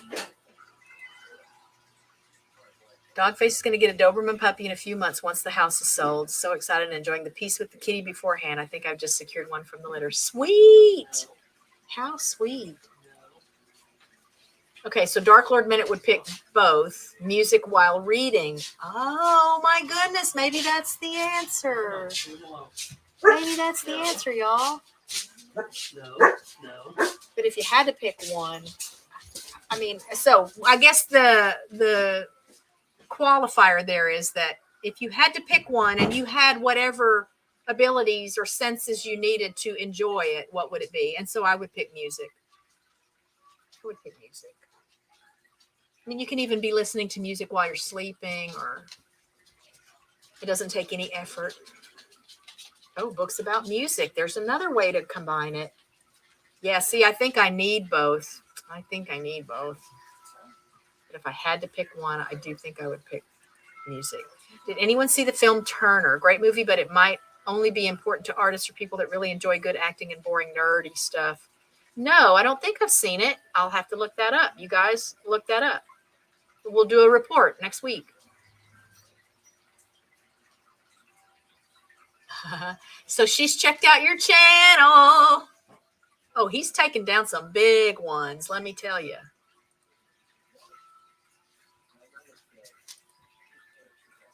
Oh, hey. Yeah, I guess the question in and of itself didn't really qualify. Like maybe audiobooks would be like music. Y'all, because again, I listen to audiobooks. Oh my gosh. So I stumbled on another new one that I'm loving, which again, it's only bad because I like to listen to them while I'm sleeping. They're just a great way to replace the day in my head. I can't replay the day or fret about tomorrow when I have this story being pumped into me. And somehow the audiobooks and the old time radio and stuff like that works better at that than just music for me. If I'm super stressed out, I can't listen to audiobooks. I can't hear people's voices at all. It does have to be either music, like the new age kind of music, or I have an app where you can add the sounds you want to hear. Like I love the sound of wind chimes. I love the sound of thunder and the sound of rain. And so I can combine those kind of sounds. So they're still a lot of organic kind of sounds, but there's no voices, there's no tunes. So there's nothing to keep up with, no patterns or anything like that. So if I'm really stressed out, I'm listening to that kind of stuff. Fortunately, it's been a long time since I've needed to listen to that. But I found a new audiobook that I just started listening to. And wouldn't you know, I'll wake up in the night to go to the bathroom or because one of the dogs gets me up. Let me get to my homepage here. And I'll show you this book because right now I don't even remember the name of it.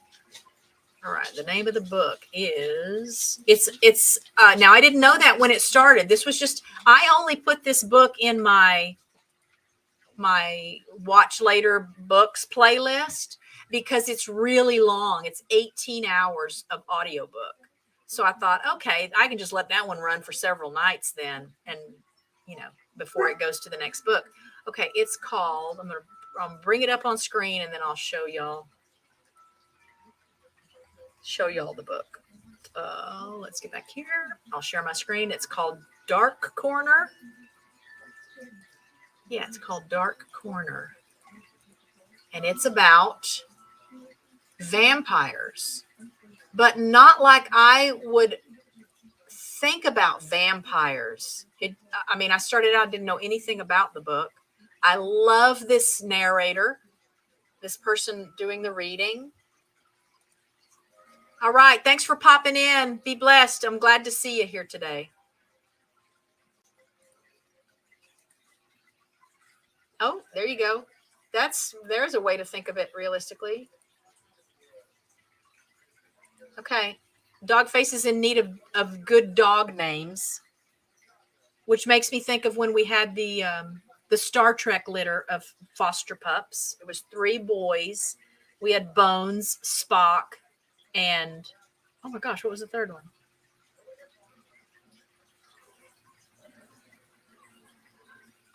It wasn't Kirk. Oh my gosh, now I feel bad that I can't remember what the third one's name. It's been that long ago. We're still friends with the family that adopted Bones, but they renamed him Johann. And they just recently lost their senior German Shepherd girl who came over to meet him when they came to meet him before he was adopted.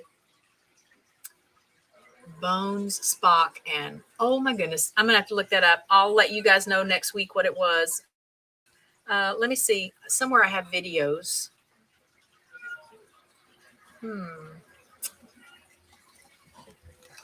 On them because there will be a video going up on the channel at some point. Oops.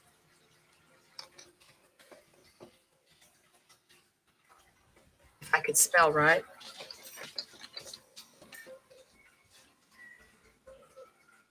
Star Trek pups. We called them the Star Trek pups.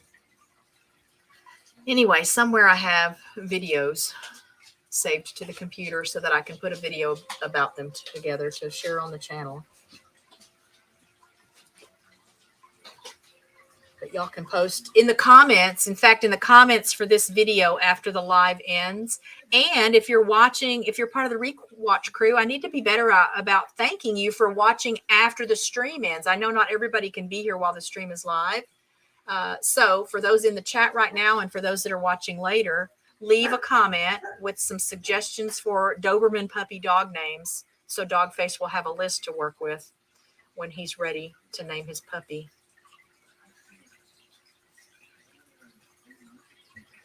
Ooh, golly, I leave the chat for just a minute and then it's gone. Podcasts. I do listen to some podcasts. Like I love the Crime Weekly podcast. I'll stop sharing this now. But I tend to watch those when they come out because those come out on Sundays. So I watch those while they're happening. I don't know if I have found like a podcast that I just enjoy listening to without watching it. Maybe I'm ADD or something and I don't know it.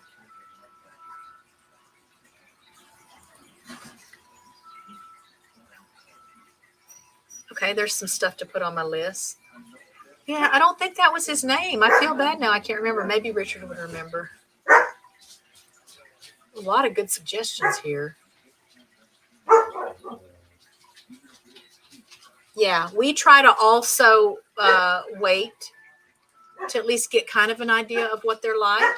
But and again, it's silly. So when we bring the foster dogs in, I think there might have only been once or twice that the foster was adopted from us and they kept the name that we gave them. And the same with us. When we've had, like when we foster failed, the dog comes in with whatever the rescue named them when they pulled them from the shelter or someone released them directly to the rescue. But then we rename them after we've had them a little while. So, but at least while they're with us then, when there are family pups, it's names that mean a lot to us while we have them. All right, so podcasts. I need to check out some good podcasts. Again, I tend to listen to crime podcasts, so I don't know. I don't know if that would be as good for my head if I'm listening like overnight.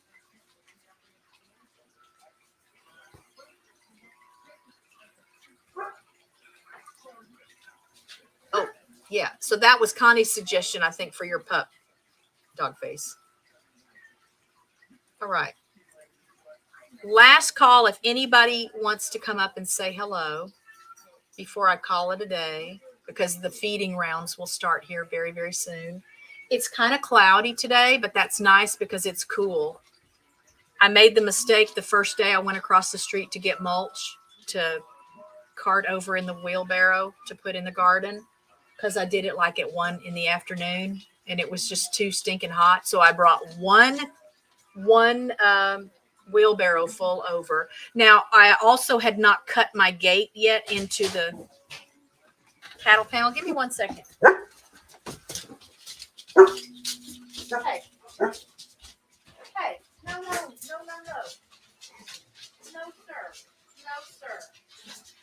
No, sir. Go ahead. I don't know if he just jumped in that box or what. Oh, Scoot. he was playing in that box. Luke has been playing in the box? Well, whoever's the big Yeah. Okay, that was just Luca playing in the box. I thought Luca was trying to get through the door that separates the cats onto the west side of the house. Okay.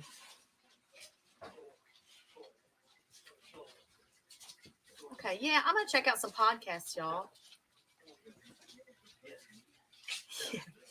I don't know. Again, some of the old radio shows and stuff I listen to, people are getting killed and, you know, there's unpleasant things happening. So maybe that wouldn't be a big deal. But I'm liking this vampire book. So, I mean, I just realized this morning then when I woke up after running it back several times, so I was awake to hear it before I turned it off to get the day started, that there was a vampire in it. And I thought, what? That's not what I thought this book was about.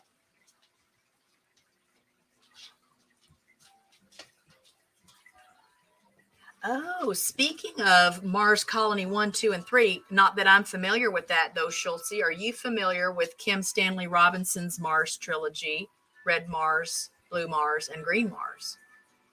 Sci-fi, books. Love them. Love Kim Stanley Robinson. Love Kim Stanley Robinson's Science in the Capital series. He's an amazing writer. He's a wonderful writer. I always am sad when I finish a book because I have to leave those characters. I'll have to go back and look at this chat, y'all. This chat's been filled with lots of stuff that's going to be fun for me. All right, I've had many dogs. Some were named, some were already named. Thor, Valkyrie, Moose, Gold Digger, Sarah, Sally, Sandy, Coco, Moose, Targa, Midnight, Lucy, Irish, and Abby. Sweet.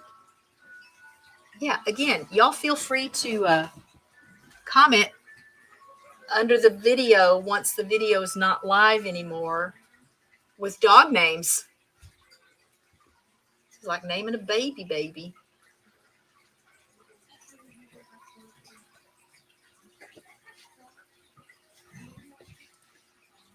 All right. I love you, Vicki. Thanks for being here today. Oh, yeah, man. It's tax cutoff weekend. No fun for anybody. Even though I'm not working, y'all, even though I'm not working now, it really didn't help much. I thought it would make a bigger difference to not have a whole nother full income coming in.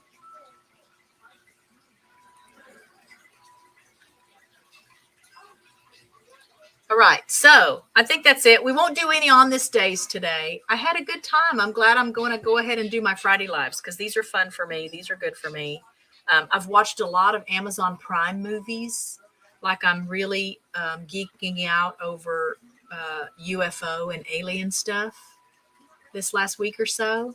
I can't even tell you how many movies I've watched. So I'm really trying to make the best of taking a break and feeling like I'm sort of on vacation and not letting myself feel spread so thin and pulled in so many different directions. Some of that will never go away. Not that I'm complaining, but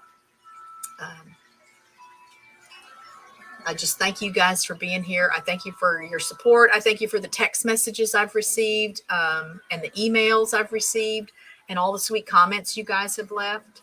I will definitely be keeping you posted on what's happening, but I think I'm going to enjoy having a little bit of a break.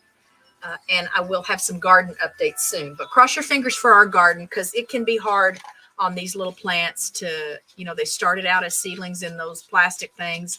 And then I transplanted them over into the bigger containers. And now I'm going to transplant them again into the garden. So that can be really stressful for them. Okay, yeah. So you are familiar with him. I love him. Yeah. And so I will be back next Friday with the Vineyard Chicks. If you haven't met them, you are in for a treat. If you have met them, you're in for a treat. We're going to have a good time.